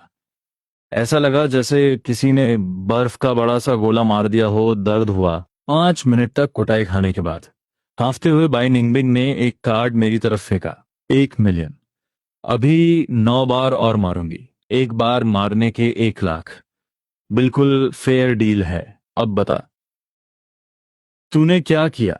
क्या तूने उसके मुंह में कुछ गंदा कर दिया है या कोई और घटिया हरकत की है? मैंने थोड़ा सोचा और सच बताने का फैसला किया। मैं अब इन अमीर बिगड़े हुए लोगों से कोई रिलेशन नहीं रखना चाहता था। बाय निंगबिंग, कल रात मैंने लियू रुयान को एक लाइव स्ट्रीम दिखाई थी जी बोडा की। उसे देखने के बाद वो उल्टी करने लगी। बहुत बार उल्टी की उसने। ये बोलते हुए मेरी नजर अपने शोकेस में रखे 2 एक्शन फिगर्स पर पड़ी। मैंने उन्हें उठाया और बाय निंगबिंग के सामने बिल्कुल वही पोज बनाकर दिखाया, एक के पीछे एक, बिल्कुल एक दूसरे से चिपके हुए, एक गोरा और एक काला। तुम समझ गए ना? ये तो सब जानते हैं कि लड़कियों का दिमाग ऑटोमेटिकली सीन्स इमेजिन करने में बहुत तेज होता है, और जब वो इमेजिन करती है ना, तो वो सच से भी ज्यादा भयंकर होता है। जो सीन वो अपने दिमाग में बनाती हैं वो असलियत से भी ज्यादा अंधा कर देने वाला होता है। मुझे नहीं पता कि बाई निंगबिंग ने अपने दिमाग में क्या क्या इमेजिन कर लिया था। बस मैंने देखा कि उसने अपना मुंह कसकर पकड़ लिया और भागते हुए सीधा वॉशरूम में घुस गई और बहुत देर तक उल्टी करती रही। एक और विक्टिम तैयार हो गई थी। बाय निंगबिंग मुझे खींचते हुए हॉस्पिटल ले आई थी। लिू रुयान एक बहुत ही प्योर इंसान थी जिसे साफ सफाई की एक मानसिक बीमारी थी। जी बोड़ा को ये बात अच्छे से पता थी, इसलिए वो सबके सामने यूएस में किसी लड़की के करीब नहीं जाता था। और इसी वजह से लिू रुयान को लगता था कि उसका फर्स्ट लव उसके लिए अनटच्ड है। उसे क्या पता था कि वो लड़कियां नहीं पटाता, बल्कि उसका एक पर्सनल काला बॉडीगार्ड है। कल रात की वो लाइव स्ट्रीम लियो रुयान की लाइफ का सबसे बड़ा नाइटमेयर बन चुकी थी। उसे याद करते ही उसे उल्टी आ जाती थी, इसलिए वो बीमार पड़ गई थी। डर के मारे कुछ खा नहीं पा रही थी और उसे तेज बुखार हो गया था। उसे हॉस्पिटल में एडमिट करना पड़ा। वार्ड में घुसते ही मैंने लियो रुयान को एक टूटे हुए खिलौने की तरह बिस्तर पर पड़ा देखा। मुझे थोड़ी दया आई, लेकिन मैंने तुरंत अपने दिल को पत्थर कर लिया और एक कोल्ड स्माइल के साथ बोला, ऐसी क्या बात हो गई जो तुम इतनी उदास हो? जरा मुझे भी तो बताओ, ताकि मुझे भी थोड़ी खुशी मिले। लिू रुयान ने मुझे पूरी तरह इग्नोर कर दिया। शायद उसमें मुझसे लड़ने की हिम्मत ही नहीं बची थी। लेकिन मेरे पीछे खड़ी बाई निंगबिंग भड़क गई। उसने सीधा मेरा कान पकड़ा और जोर से मरोड़ दिया। मैंने तुझे रुयान को समझाने के लिए यहाँ बुलाया है। अगर तूने दोबारा उसे ताना मारा ना, तो मेरे पैसे वापस कर। मैंने एक चालाक सी हंसी दी। पैसे मांगना तो मेरी जान मांगने के बराबर है। ये एक मानसिक बीमारी है, मैं इसे कैसे ठीक कर सकता हूँ? क्या मैं जाकर जी बोड़ा को यहाँ ले आऊं? जी बोड़ा का नाम सुनते ही लियो रियान ने रिफ्लेक्स एक्शन में फिर से उल्टी कर दी। लेकिन अफसोस कि उसने पूरा दिन कुछ नहीं खाया था, तो सिर्फ थोड़ा सा साफ पानी ही बाहर आया। गु चेन शान, तुम यहां से चले जाओ, उसने बहुत ही कमजोर आवाज में कहा। याद रखना, दोबारा कभी मेरे सामने वो दो शब्द मत बोलना। अगर तुमने अगली बार उसका नाम लिया तो मैं तुम्हें उन क्लीनर्स को सौंप दूंगी। मुझे लग रहा है कि वो अब बहुत दूर। मुझे तो कोई फर्क नहीं पड़ता, तुम मुझे क्लीनर्स को सौंप दो। मुझे सच में लग रहा है मेरे साथ अन्याय हुआ है। मैंने ऐसा किया ही क्या है? मैं तो उसे लाइव स्ट्रीम दिखाने से पहले ही वार्निंग दी थी ना। क्या इसके लिए वो मेरी जिंदगी बर्बाद कर देगी? बैनिंग ने एक गहरी सांस ली। रुयन ने पूरा दिन कुछ नहीं खाया है। वार्ड में एक प्राइवेट किचन है, जाकर उसके लिए कुछ अच्छा सा बना दे। ये हॉस्पिटल लियो फैमिली का ही था और ये टॉप वीआईपी वार्ड किसी प्रेसिडेंशियल स्वीट से कम नहीं था। मैंने इंटरकॉम से बटलर को कॉल किया और 10 मिनट में सारा सामान आ गया। क्रैब रो पॉरेज, मैंने इसमें कैवियर मछली के अंडे भी डाला है स्मेल हटाने के लिए। मैंने खुद से कैवियर को साफ किया, उसके ऊपर की लेयर हटाई और बहुत केयरफुली उसे प्रिपेयर किया। बाय निंगबिंग मुझे ये सब करते हुए देख रही थी। उसने गहरी सांस ली। रुयान को पता है कि तो उसकी कितनी परवाह करता है, लेकिन वो इस बात की जरा भी वैल्यू नहीं करती। और वो इतनी घमंडी है ना, वो इतनी घमंडी है कि पछताने के बाद भी कभी अपना सिर नहीं झुकाएगी।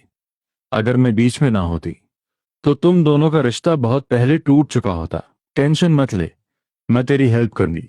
मुझे अब सच में लियो रुयान के साथ नहीं रहना है। सबसे बड़ी प्रॉब्लम है हमारे स्टेटस का डिफरेंस। ये डिफरेंस मुझे हमेशा इनसिक्योर फील कराता है। मुझे हमारी शादी में कोई सेफ्टी फील नहीं होती। आज इसका फर्स्ट लव वापस आ गया है। कल को कोई हॉट असिस्टेंट आ जाएगा, परसों कोई जूनियर कॉलेज स्टूडेंट आ जाएगा। इन स्टूपिड शॉर्ट ड्रामाज वाली फीमेल सीईओज के कितने शौक होते हैं। First love, male assistant, college junior, cute adopted brother और आखिर में एक लूजर हस्बैंड। लियो रुयान को इनमें से एक मिल चुका है, लेकिन मैं वो लूजर हस्बैंड नहीं बनने वाला। कम से कम मैं खुद को धोखा खाने नहीं दूंगा। पॉरेज तैयार था। मैंने उसे थोड़ा ठंडा हो दिया और खुद ले जाकर लियो रुयान को दिया। उस औरत के चेहरे पर अभी भी कोई इमोशन नहीं था, एकदम सुन। लेकिन क्रैब रो की महक नाक में जाते ही उसे थोड़ा होश आया। थैंक्स। और उसके बाद उसने ऑटोमेटिकली अपना मुंह खोल दिया, जैसे कोई बच्चा खाना खिलाने का इंतजार कर रहा हो। वाह रे अमीर लोग, खाना भी मुंह में चाहिए। खैर, मैं एक बीमार इंसान से क्या बहस करता। मैं चम्मच से एक एक निवाला उसे खिलाने लगा। लगातार 2 बड़े बोल खाने के बाद लियो रुयान में थोड़ी जान वापस आई। मैंने जाने की परमिशन मांगी। 30 दिन बाद सुबह 10 बजे मैं civil affairs bureau divorce office में तुम्हारा इंतजार करूंगा। और हाँ लियो रुयान, तूफान आने वाला है। क्या लियो ग्रुप तैयार है? चिंगलन डिस्ट्रिक्ट का प्लॉट नंबर 2। क्या तुम 5 साल पुराना वो राज अब छुपा पाओगी? इतना कहकर मैंने उन दोनों के रिएक्शन का वेट नहीं किया, मैं तुरंत दरवाजा खोलकर बाहर निकल गया। एकदम साफ सुथरे तरीके से मुझे स्टोरी का पूरा प्लॉट याद था। मैं वैसे भी लियू रुयान की कंपनी के बैंक्रप्सी वाले मामले में नहीं पड़ने वाला था, लेकिन अभी मैं लीगली उसका पति था। अगर डिवोर्स नहीं हुआ तो वो 100 मिलियन का कॉम्पेंसेशन और प्रॉपर्टीज मेरे हाथ से निकल जाएंगी। ओरिजिनल स्टोरी के हिसाब से जी बोड़ा आज शाम तक हैचिन वापस आने वाला था और परसों से वो मुझे टारगेट करना शुरू कर देगा। जी फैमिली भी हैचिंग की एक बहुत बड़ी और पावरफुल फैमिली थी, इसलिए मुझे बचने के लिए अभी भी लियू रुयान की प्रोटेक्शन की जरूरत थी। मेरे जाने के बाद मेरी उन आखिरी बातों ने लियू रुयान को हिलाकर रख दिया था। प्लॉट नंबर 2 वाला राज सिर्फ लियू ग्रुप के टॉप मैनेजमेंट को ही पता था। गु चेनशन को ये कैसे पता चला, उसका क्या मतलब था? क्या कोई उस राज का इस्तेमाल करके लियू ग्रुप को बर्बाद करना चाहता था? लियू रुयान ने खुद को शांत किया। लियू ग्रुप को बर्बाद करने के लिए सिर्फ एक राज काफी नहीं है। इतने सालों में लियू ग्रुप ने ग्रोथ करते हुए बहुत से ऐसे काम किए हैं जो पूरी तरह से लीगल या साफ नहीं है। मेरे पापा और मैंने हमारे टेन्योर में हमेशा उन गलतियों को सुधारने की कोशिश की है, लेकिन गलतियां सुधारी जा सकती हैं, मिटाई नहीं जा सकती। अगर कोई डीप इन्वेस्टिगेशन करेगा तो हम फंस जाएंगे। निंगबिंग, मुझे डिस्चार्ज चाहिए। गु चिनशान सही कह रहा था, तूफान आने वाला है। भाई निंगबिन को गु चेनशन की उस प्लॉट नंबर 2 वाली बात का कोई आइडिया नहीं था और उसने पूछा भी नहीं, लेकिन लियू रुयन की डिस्चार्ज लेने की जल्दी देखकर उसे समझ आ गया कि कोई लियू ग्रुप पर अटैक करने वाला है। एक किले को तबाह करने का सबसे आसान तरीका क्या है? सबसे आसान तरीका है अंदर से हमला करना, और इसके लिए लियू रुयान सबसे परफेक्ट टारगेट है। इतने सालों में ना जाने कितने आदमियों ने कितने तरीके अपनाकर लियू रुयान के करीब जाने की कोशिश की, लेकिन उन्हें नहीं पता था कि इन अमीर फैमिलीज के पास ऐसे घटिया तरीकों से निपटने के अपने ही रूल्स होते हैं, खासकर वो जान बचाने वाले पुराने नाटक। अमीर लोग इन चीजों को लेकर सबसे ज्यादा केयरफुल होते हैं। अगर तुम ये नाटक करोगे तो वो तुम्हारी 7 पुश्तों का बैकग्राउंड चेक करवा लेंगे। सिर्फ उन स्टूपिड शॉर्ट ड्रामाज में ही अमीर फैमिलीज जान बचाने के बदले में अपनी बेटी की शादी करवा देती हैं। बाई निंगबिंग बोलना चाहती थी कि जी बोड़ा का आना बहुत परफेक्ट टाइमिंग पर हुआ है, लेकिन जैसे ही उसे याद आया कि लियू रुयान ने उस नाम पर कैसा रिएक्ट किया था, वो चुप हो गई। रुयान, मुझे लगता है तुम्हें गु चेनशान को वापस घर ले आना चाहिए। उसने अभी जो 2 बातें कही और कल रात जो हुआ, उससे साफ है कि वो कोई लूजर नहीं है। वो सच में तुमसे प्यार करता है। लियू रुयान की ठंडी आंखों में एक हल्की सी वार्मथ आई, लेकिन उसकी आवाज अभी भी ठंडी थी। मुझे पता है वो केपेबल है, लेकिन मैं उसे वापस नहीं ला सकती, या यूं कहो अभी नहीं ला सकती। जब तक वो घर से बाहर रहेगा, लियू फैमिली से दूर रहेगा, तभी तक वो सेफ रहेगा। बाई निंगबिंग को झटके से सब समझ आ गया। तो तुमने जानबूझकर उससे डिवोर्स लिया था? लियू रुयान एक पल के लिए रुकी। ये रीजन बुरा नहीं था, लेकिन वो झूठ बोलने वालों में से नहीं थी। आधा रीजन ये है और बाकी आधा मेरे दिल में सच में उस इंसान जी बोड़ा के लिए फीलिंग्स थी। अब सोचती हूँ तो वो बस जवानी का एक अट्रैक्शन था। समझदार लोग प्यार में नहीं पड़ते। ये बात बिल्कुल सही है। जो चीज तुम्हें नहीं मिलती, तुम हमेशा उसी के पीछे भागते हो, और जो तुम्हारे सबसे करीब होता है, जो तुमसे सबसे ज्यादा प्यार करता है, तुम उसे इग्नोर कर देते हो। अगर ग्यू ख्यानशान जाना चाहता है तो उसे जाने दो। बाई निंगबिंग ने फ्रस्ट्रेशन में अपना पैर पटका। सच में लियू रुयान का घमंड उसके प्यार से भी बड़ा था। लियू ग्रुप के हेड ऑफिस वापस आकर लियू रुयान का दिमाग तूफान की तरह चल रहा था। उसे रियलाइज हुआ कि वो बीमार पड़ गई थी, और काम शुरू करने से पहले उसने असिस्टेंट ड्यू को बुलाया। हाइचेन के शिन्युआन साइकोलॉजिकल क्लिनिक में एक अपॉइंटमेंट बुक करो। डॉक्टर फीमेल होनी चाहिए, और हाँ, आज से मेरी सिक्योरिटी टीम में सिर्फ फीमेल गार्ड्स होंगी। सेकंड और थर्ड लेयर में मेल गार्ड्स हो सकते हैं।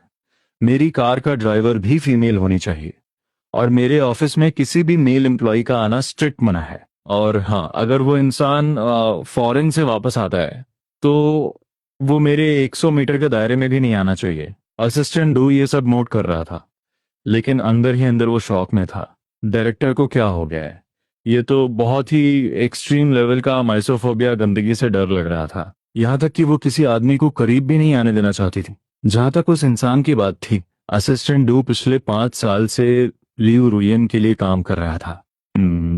उसे अच्छे से पता था कि वो कौन है, लेकिन उसे ये उम्मीद नहीं थी कि डायरेक्टर अब जी बोडा से मिलना ही नहीं चाहती।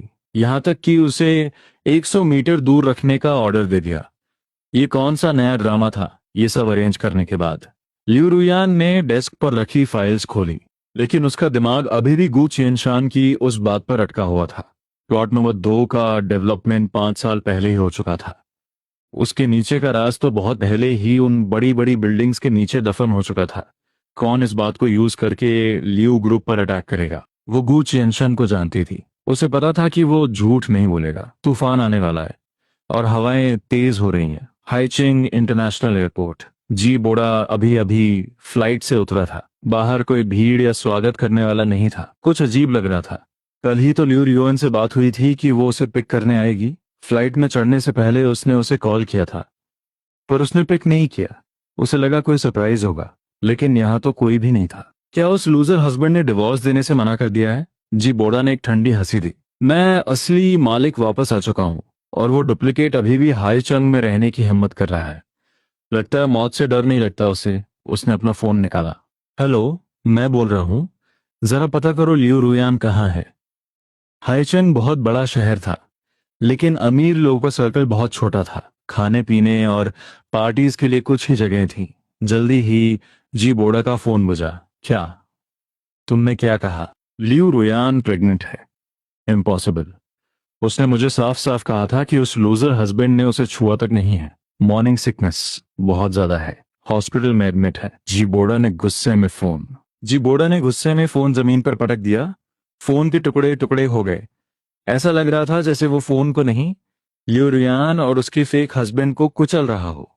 रात के 8 बजे, यमनिंग पैलेस। आज हैचन की जांग फैमिली के हेड का 80th बर्थडे था। जी बोड़ा भी यहाँ आया था। उसे लियू रुयान कहीं नजर नहीं आई, लेकिन उसे पता था कि वो औरत यहाँ बर्थडे विश करने जरूर आएगी, और मैं भी वहीं था। सच कहूं तो मेरा आने का बिल्कुल मन नहीं था, लेकिन बाई निंगबिंग ने मुझे फोर्स किया। उसने मेरे मुंह पर 5 मिलियन मारे। हाँ, मैं मानता हूं इस बार मैं लालच में आ गया। यहाँ आकर बाहर वालों की नजरों में मैं फिर से लियू फैमिली का लूजर हस्बैंड बन चुका था। लियू रियान मेरे हाथ में हाथ डाले, चेहरे पर परफेक्ट स्माइल लिए चल रही थी, और मैं एक एक्सपेंसिव डिजाइनर सूट में बहुत हैंडसम और क्लासी लग रहा था। बाहर वालों को लग रहा होगा कि हम made for each other perfect couple हैं, लेकिन असलियत में हम बस एक्टिंग कर रहे थे। मेरे अंदर बहुत गुस्सा था, पर मैं दिखा नहीं सकता था। और मुझे यकीन था कि इस वक्त लियू रियान को भी बहुत अनकंफर्टेबल फील हो रहा होगा। बर्थडे विश किया, गिफ्ट दिया, 2-4 फॉर्मल बातें की। मेरा काम खत्म। इसके बाद डिनर था, पार्टी थी, रिटर्न गिफ्ट्स थे। मैंने प्लान बनाया था कि मैं किसी कोने में छुपकर खाऊंगा और गिफ्ट लेकर सीधा निकल लूंगा। डैम इट, गू चेंशन। जी बोड़ा भी यहाँ आ गया है। अब रियान का क्या होगा? मैं अभी एक कोने में खड़ा ग्रीन टी केक खा ही रहा था कि बाई निंगबिंग मुझे ढूंढते हुए आ गई। उसे डर था कि जी बोड़ा को देखते ही लियू रियान फिर से उल्टी ना कर दे। मैंने अपने हाथ फैलाए। छुपते रहना कोई सोल्यूशन नहीं है। उल्टी करते करते आदत हो जाएगी। बाय निंगमिंग ने मुझे घूर कर देखा और खींचते हुए लियू रुयान की तरफ ले गई। डायरेक्टर लियू सच में डायरेक्टर लियू है। वो कुछ फीमेल सीईओज के साथ हंसते मुस्कुराते बात कर रही थी, और बातों बातों में उसने 100 मिलियन का कॉन्ट्रैक्ट फाइनल भी कर लिया। यह देखकर मुझे सिर्फ जलन हो रही थी। मेरा भी मन था डायरेक्टर लियू के साथ करोड़ों का बिजनेस करने का, पर वो मानती ही नहीं थी। लियू रुयान को बिल्कुल पसंद नहीं था कि जब वो बिजनेस डील कर रही हो तो कोई उसे डिस्टर्ब करे।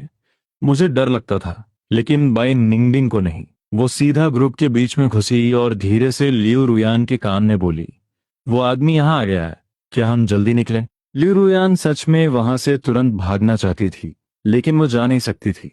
वो लियू ग्रुप की सीईओ थी। उसके नीचे लाखों एम्प्लॉयज काम करते थे। ये उसकी रिस्पॉन्सिबिलिटी थी। आज रात उसे और भी कई कॉन्ट्रैक्ट्स फाइनल करने थे। ये उसकी रिस्पॉन्सिबिलिटी और ड्यूटी थी। तुम गू क्यानशन को मेरे आसपास ही रखना। अगर मुझे उल्टी आई तो मैं उसी के ऊपर करूंगी। बाय निंगबिंग। क्या ये कोई इंसान वाली बात है? लियू रुयान ने एक मिस्टीरियस सी स्माइल दी। तुम्हें नहीं पता। उसकी पसंद बहुत अजीब है। ये लो 1 मिलियन का चेक। अब वो गुस्सा नहीं करेगा। तुम्हें कुछ नहीं पता। उसकी पसंद बहुत अजीब है। ये 1 मिलियन का चेक। अब वो बिल्कुल गुस्सा नहीं करेगा। बैनिंग बिंग। तुम दोनों सच में एक पागल कपल हो। जी बोड़ा पार्टी में आया और बर्थडे विश करने के बाद उसकी नजर लियू रुयान पर पड़ी। इतने सारे लोगों के बीच भी वो हमेशा सबसे चमकता हुआ सितारा लगती थी। पहले उसने सोचा कि सीधा उसके पास चला जाए, लेकिन जब उसने देखा कि लियू रुयान बिजनेस डिस्कशन में बिजी है, तो वो चुपचाप एक तरफ खड़ा होकर इंतजार करने लगा। उसके होठों पर एक हल्की सी स्माइल थी। उसकी आंखों में 30% प्यार, 50% घमंड और 20% मजाक था। ऐसा लग रहा था जैसे लियू रुयान उसकी लवर कम और उसके लिए पैसे कमाने वाली एम्प्लॉई ज्यादा हो। फिर अचानक उसकी नजर मुझ पर पड़ी। गुचेंशन। जी बोड़ा खुद को रोक नहीं पाया। उसने एक ग्लास वाइन ली और मेरे पास आ गया। गुचेंशन, मैं जी बोड़ा हूं। मैंने ऐसे एक्ट किया जैसे मैं उसे नहीं जानता। मैंने फॉर्मली हल्का सा सिर हिलाया, लेकिन उससे बात नहीं की। आखिर हम पहले कभी मिले थोड़ी थे। तभी जी बोड़ा के कुछ अमीर दोस्त वहां आ गए। वो सब इस अमीर सर्कल का हिस्सा थे और उन्हें अच्छे से पता था कि जी बोड़ा क्या करने वाला है। उनमें से एक ने सार्कास्टिक स्माइल के साथ बोला, यू फैमिली के दामाद, तुम्हारे कफ्स पर थोड़ी सिलवटें हैं। लगता है तुम्हारे घर के नौकरानी ने ध्यान नहीं दिया। मैंने एक हल्की सी स्माइल दी। कमी, मुझे गरीब बोलकर मेरी बेइज्जती करना चाहता है। यंग मास्टर, जब आप अपने गांव वापस जाते हैं ना, तो वहां के उबड़ खाबड़ रास्तों पर संभल कर चलना चाहिए, वरना मुंह के बल गिरेंगे। मेरी ये बात सुनते ही वहां एकदम सन्नाटा छा गया। उस सो कॉल्ड अमीर लड़के ने जबरदस्ती अपना एटीट्यूड बनाए रखा और जोर से चिल्लाया, बकवास बंद कर। तू मेरे बारे में अफवाहें फैला रहा है। मैंने फिर से एक हल्की सी स्माइल दी। सच उसके साथ नहीं होता जिसकी आवाज सबसे तेज होती है। ऊंची आवाज तो सिर्फ ये दिखाती है कि तुम अंदर से डरे हुए हो। वो लड़का हार मानकर वहां से खिसक गया। अगर ये बात यहां से बाहर फैल जाती तो उसकी सिर्फ रेपुटेशन ही खराब नहीं होती, बल्कि बहुत कुछ बर्बाद हो जाता। बाकी लड़कों ने सिचुएशन देखी और वही उस लड़के के पीछे पीछे निकल लिए। जी बोड़ा के बारे में तो भूल ही गए। जाते वक्त उसे बाय भी नहीं बोला। जी बोड़ा गुस्से से पागल हो रहा था। उसे यकीन नहीं हो रहा था कि मेरी सिर्फ एक बात ने उसके दोस्तों को डराकर भगा दिया। वो मेरे करीब आया और जानबूझकर गलती से पास से गुजर रहे एक मेहमान के हाथ से वाइन का ग्लास गिरा दिया। Oh, I am so sorry mister Gu, क्या आप प्लीज इसे साफ कर देंगे? मुझे रियोन से जाकर बात करनी है। मिस्टर गू, आप इतने छोटे से काम के लिए मना तो नहीं करेंगे ना? मेरे चेहरे पर स्माइल थी, लेकिन दिल कर रहा था कि उसे जिंदा मार दूं। मेरी पत्नी से मिलने जा रहा है और चाहता है कि मैं उसका फैलाया हुआ कचरा साफ करूं। वो खुद को समझता क्या है? कितना जहरीला दिमाग है इसका। अगर मैं झुककर वो ग्लास साफ करता तो इसका मतलब होता कि इतने सारे लोगों के सामने मैं एक नौकर का काम कर रहा हूं। इससे मेरा स्टेटस गिर जाता। और मैं लियू फैमिली का दामाद हूं। मेरी हर हरकत लियू फैमिली को रिप्रेजेंट करती है। मैंने स्माइल करते हुए मना कर दिया, सॉरी। कुछ दिन पहले मेरी वाइफ के साथ थोड़ा ज्यादा एनर्जी वाला काम करने की वजह से मेरी कमर में दर्द हो गया है। अभी तक ठीक नहीं हुआ। जिस आदमी का ग्लास गिरा था वो अभी तक वहां से गया नहीं था। वो एक मिडिल एज्ड आदमी था और उसे साफ समझ आ रहा था कि हम दोनों के बीच क्या चल रहा है। वो जानबूझकर तमाशा देखने के लिए रुका हुआ था। मेरी बात सुनते ही वो जोर से हंस पड़ा। उसने मुझे थम्स अप दिखाया और फिर वहां से चला गया। जी बोड़ा का चेहरा एकदम नीला पड़ गया था। उसके दिमाग में बस वो एक लाइन गूंज रही थी, ज्यादा एनर्जी वाला काम, क्या बकवास है। उससे और कंट्रोल नहीं हुआ और वो तेजी से लियो रुयान की तरफ बढ़ा।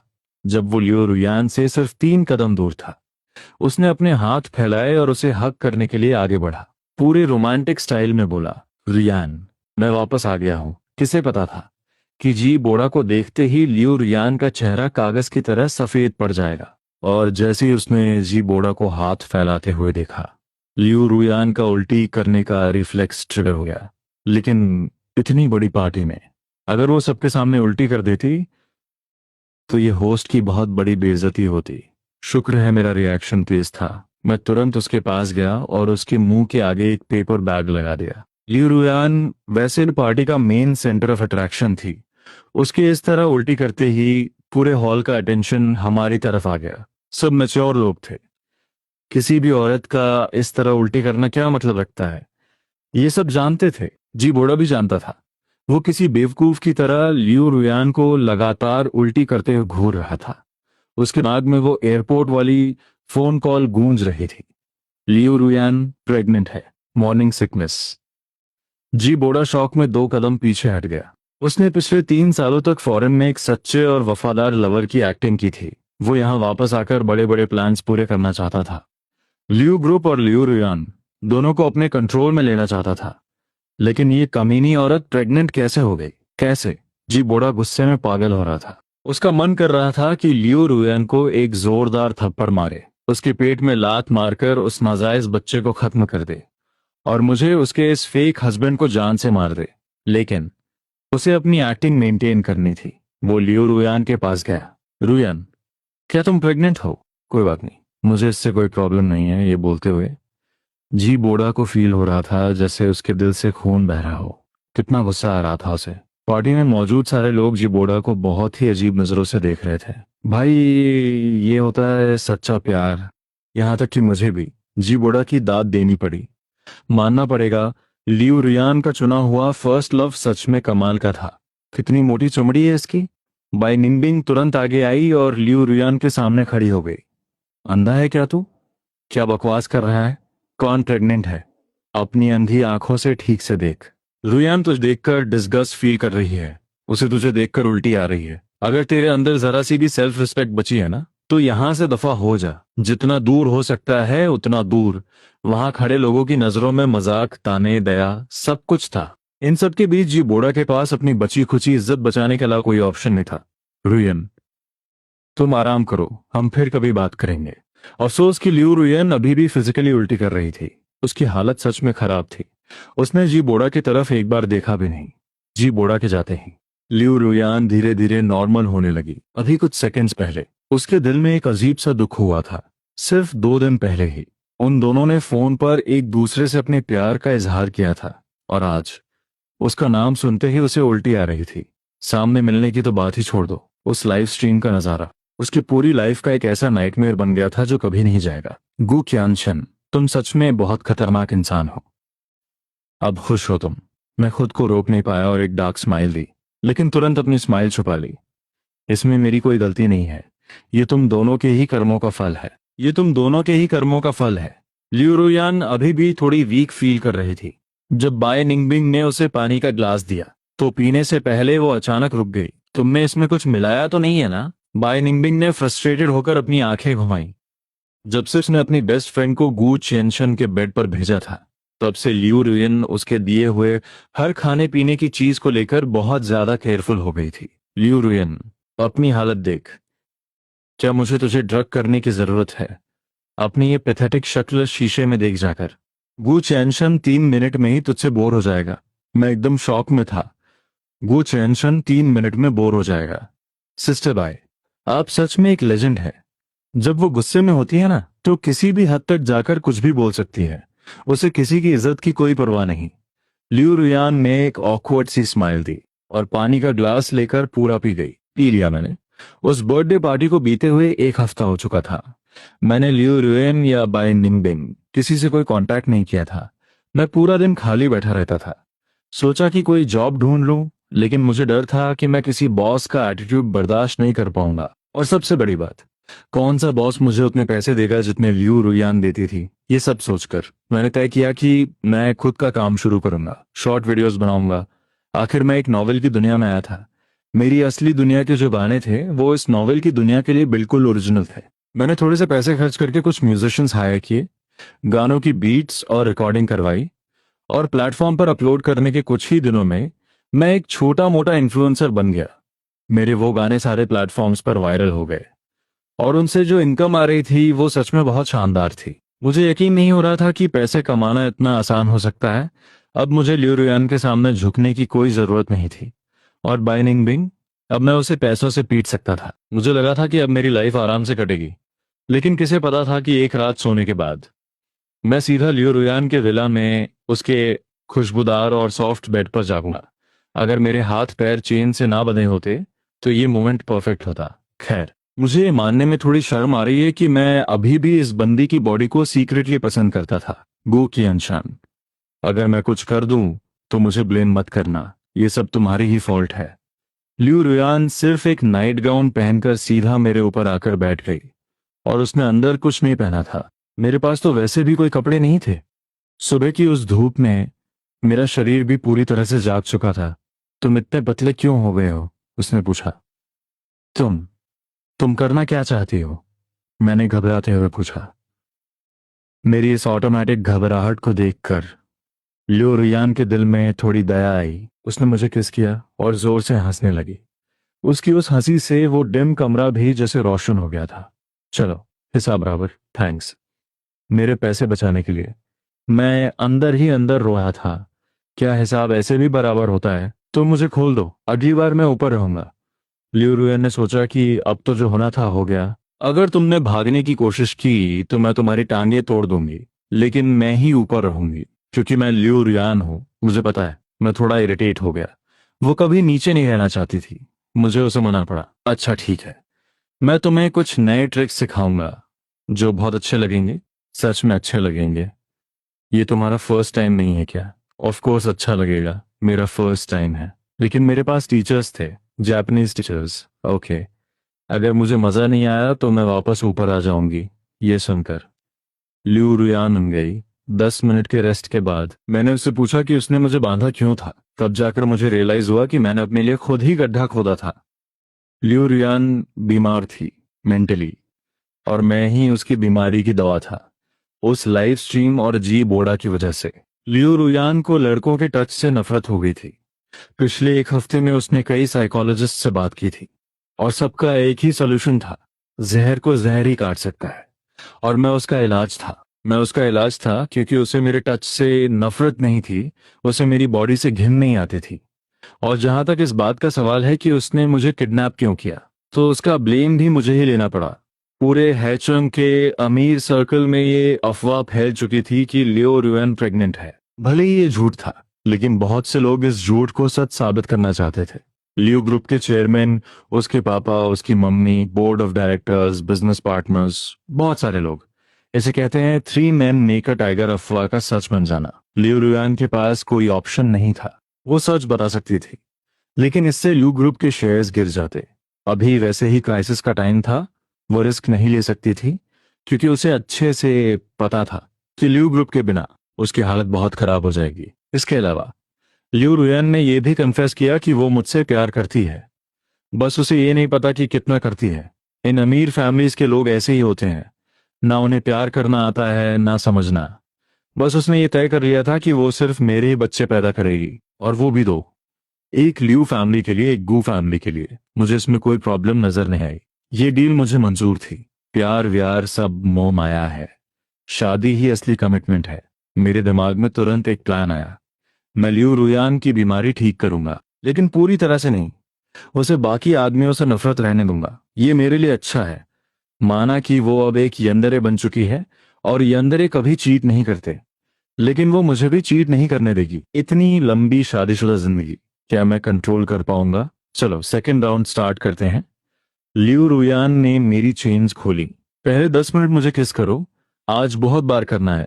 मैं ओव्यूलेटिंग हूं। अब मैं क्या ही बोलता। मेरे एक्शंस ही मेरी फीलिंग बता सकते थे। 3 दिन तक हम दोनों घर से बाहर नहीं निकले। लियू रुयान एकदम फ्रेश और ग्लोइंग लग रही थी। पहले से थोड़ी हेल्थी भी हो गई थी। चौथे दिन वो कंपनी गई, और सारे एम्प्लॉयज बातें कर रहे थे कि डायरेक्टर में बहुत चेंजेस आए हैं, जैसे कोई एनर्जी ड्रिंक पी लिया हो। चौथे दिन मैं भी विला से बाहर निकला। मेरी टांगें कांप रही थीं। लग रहा था जैसे हवा के एक झोंके से गिर जाऊंगा। मेरी आंखों के नीचे इतने काले घेरे थे कि एक पांडा भी हार मान ले। आज मुझे रिकॉर्डिंग स्टूडियो जाकर गाना रिकॉर्ड करना था। करियर के साथ कॉम्प्रोमाइज नहीं कर सकता। उसी वक्त लियू रियान बहुत बड़ी प्रॉब्लम में फंस गई थी। उसे जी बोडा का एक लेटर मिला था। मैं सच कहूं तो जी बोडा पिछले एक हफ्ते से चुप नहीं बैठा था, लेकिन लियू रियान ने उसका फोन ब्लॉक कर रखा था, सोशल मीडिया ब्लॉक कर रखा था, म्यूचुअल फ्रेंड्स ब्लॉक कर रखे थे, ईमेल्स, कुरियर सब ब्लॉक कर रखा था। और फिजिकली वो उसके 100 मीटर के दायरे में भी नहीं आ सकता था, कोई ऑप्शन ना बचने पर। उसने कंपनी के ऑफिशियल डॉक्यूमेंट्स के जरिए लियू रुयान को लेटर भेजा था, वो भी खुद अपने हाथों से लिखा हुआ। कई लेटर्स भेजने के बाद भी जब रिप्लाई नहीं आया तो उसने अपना असली रंग दिखा दिया। वो अब एक इनोसेंट लवर का नाटक नहीं कर रहा था। उसने लियू रुयान को सीधा धमकी दी। 2 फाइल्स भेजी। पहली फाइल में 5 साल पहले लियू ग्रुप की रियल एस्टेट कंपनी द्वारा प्लॉट नंबर 2 के बारे में डिटेल थी कि कंस्ट्रक्शन के दौरान जानबूझकर अंडरग्राउंड हिस्टोरिकल आर्टिफैक्ट्स को तोड़ा गया और छुपाया गया। और दूसरी फाइल में पिंगचेंग डिस्ट्रिक्ट के प्लॉट नंबर 3 प्रोजेक्ट की डिटेल्स थीं। प्रोजेक्ट के लिए यूज की गई जमीन की soil safety test report fake बनाई गई थी। लियू रुयान उन दोनों फाइल्स को लेकर गहरी सोच में डूब गई। वो आधा दिन वहीं बैठी रही। जी बोड़ा की धमकी मजाक लग रही थी, लेकिन बहुत खतरनाक थी। अब वो लियू रुयान से डिवोर्स की मांग नहीं कर रहा था, बल्कि वो चाहता था कि लियू रुयान उसे एक बच्चा दे।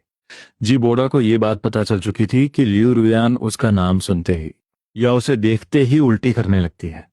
उसे समझ आ गया था कि लियू रुयान को उसकी काली सच्चाई पता चल गई है, इसलिए उसे सिर्फ एक बच्चा चाहिए था। बच्चे के जरिए उसे लियू ग्रुप में एंट्री मिल जाती।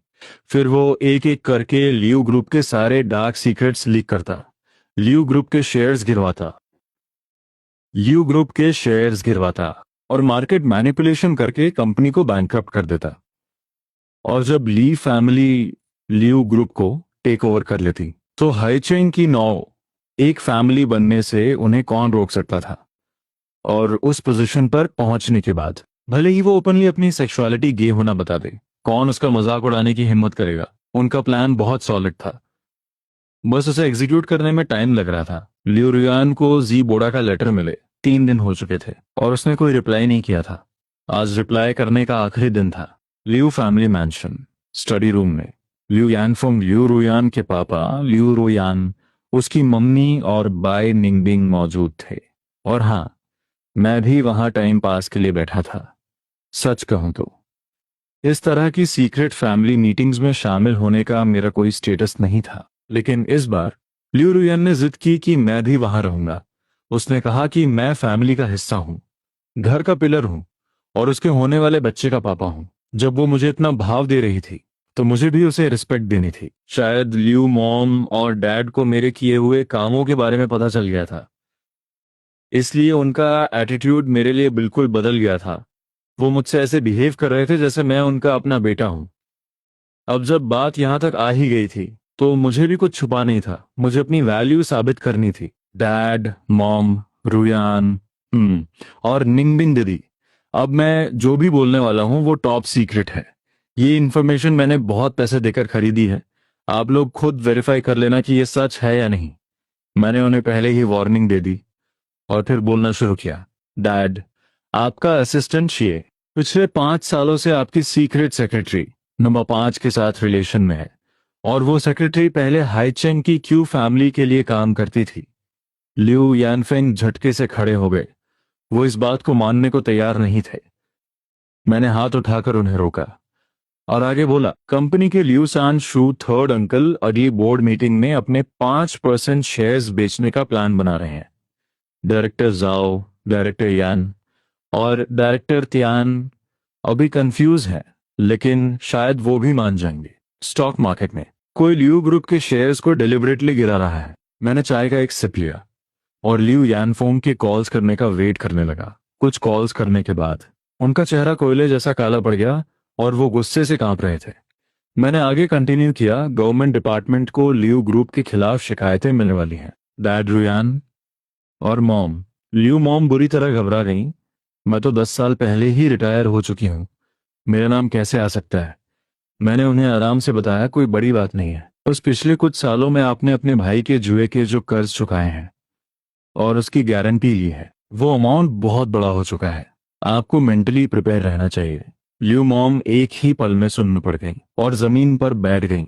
लियू यानफंग सच में एक पुराने और एक्सपीरियंस प्लेयर थे। उन्होंने हाथ से इशारा किया, कंटिन्यू करो। फिर मैंने अपनी मेमोरी के हिसाब से ओरिजिनल स्टोरी में लियू ग्रुप के बैंकरप्ट होने का पूरा प्रोसेस उन्हें थोड़ा थोड़ा करके समझा दिया। लियू यानफंग मेरी बातें सुनकर हैरान थे। उन्हें कंपनी की बहुत सी चीजों के बारे में पता ही नहीं था। लियू रुयान का भी यही हाल था, उसके पूरे शरीर से पसीना छू रहा था। हबी, तुमने इन सब में कितने पैसे खर्च किए? कंपनी की क्राइसिस से बाहर निकलते ही मैं तुम्हें डबल पैसे दूंगी। मैं ये सुनकर मुस्कुरा दिया। पैसे बीच में लाने से रिश्ते खराब होते हैं, क्या बकवास है। लियू यानफेंग भी अब नॉर्मल हो चुके थे। जब हमें दुश्मनों की चालें पता चल ही गई हैं तो हम पहले ही अटैक कर सकते हैं। अब दोनों साइड्स एक दूसरे के आमने सामने थी, लेकिन हम छुपे हुए थे। कैंशन, तुम्हारे पास बिजनेस का बहुत अच्छा दिमाग है, कंपनी ज्वाइन कर लो, मैं तुम्हें वाइस प्रेसिडेंट बना दूंगा। मैंने हंसते हुए मना कर दिया। मुझे पता है मेरे अंदर कितना टैलेंट है। अगर मुझे स्टोरी का प्लॉट नहीं पता होता तो मैं एक बिल्कुल नॉर्मल इंसान हूँ डैड। मैं कंपनी ज्वाइन नहीं करूंगा और मुझे शेयर्स भी नहीं चाहिए। मुझे वो करना पसंद है जो मैं अभी कर रहा हूँ। लियू रुयान ने मुझे सपोर्ट किया। हाँ, मेरे हस्बैंड अभी एक इन्फ्लुएंसर हैं और मैं उनकी एक फैन हूँ। डैड, मेरे हस्बैंड गाने लिखते हैं, कंपोज करते हैं और गाते भी हैं। वो फ्यूचर के इंटरनेशनल सुपरस्टार बनेंगे। उन्हें अपनी कंपनी में काम करने के लिए मत बोलिए। बाय निंगबिंग ने भी साइड से सपोर्ट किया। हाँ अंकल, मैं भी एक एंटरटेनमेंट कंपनी खरीद कर इन्हें साइन करने का सोच रही हूँ। लियू रियान की यानदेरे पर्सनालिटी तुरंत बाहर आ गई। मेरे हस्बैंड के लिए मैं खुद एक एंटरटेनमेंट कंपनी खरीदूंगी। बाय निंगबिंग पीछे नहीं हटी। क्या तुम्हें एंटरटेनमेंट इंडस्ट्री की कोई नॉलेज है? क्या तुम्हारे पास उन पर नजर रखने का टाइम है? मैं तुम्हारी हेल्प करना चाह रही हूँ और तुम नखरे दिखा रही हो। अपनी हालत देख, तू 10 मिनट भी नहीं टिक पाती। लियू रुयान हार गई और गहरी सांस लेकर बोली, मेरे पति को फुसलाने की कोशिश मत करना बाय निंगबिंग। मैं उसे नहीं फुसला रही। मैंने बाय निंगबिंग को एक लुक दिया। मैं कुछ भी बोलने की हिम्मत नहीं कर रहा था। लियू यानफेंग चुपचाप चाय पी रहे थे और लियू मॉम मुझे सिगरेट ऑफर कर रही थी। आधा महीने बाद लियू ग्रुप और ली बाय क्यू फैमिलीज के बीच की जंग खत्म हो गई। लियू ग्रुप को भारी नुकसान हुआ, लेकिन उनकी कोर टीम अभी भी बची हुई थी और उन्होंने तेजी से मार्केट में अपना दबदबा वापस बनाना शुरू कर दिया। वो जी बोड़ा जो कभी मेरे सामने एटीट्यूड दिखाता था, अब पुलिस कस्टडी में था। एक दिन मैं फ्री था तो मैं और बाय निंगबिंग उससे मिलने गए। पता नहीं उसने ऐसा क्या किया था। शायद उसे लाइफ इम्प्रिजनमेंट, उम्र कैद हो जाएगी। तुम यहाँ मेरा मजाक उड़ाने आए हो? वाह, गिरे हुए इंसान को लात मार रहे हो। बाय निंगबिंग ने कांच के उस पार से उसके मुंह पर थूका। अफसोस कि बीच में कांच है। मैं तो बस ये देखने आई हूं कि तू कब मरेगा, और साथ ही तेरी ये सड़ी हुई शक्ल की फोटो खींचकर सर्कल में सबको दिखाना चाहती हूँ, ताकि सबको सबक मिले। मैंने एक डार्क स्माइल दी और अपना फोन निकाला। जी बोड़ा, तू जानना चाहता था ना कि लियू रुयान तुझे देखकर उल्टी क्यों करती थी? ले, खुद देख ले अपनी करतूतें। मैंने वीडियो प्ले की।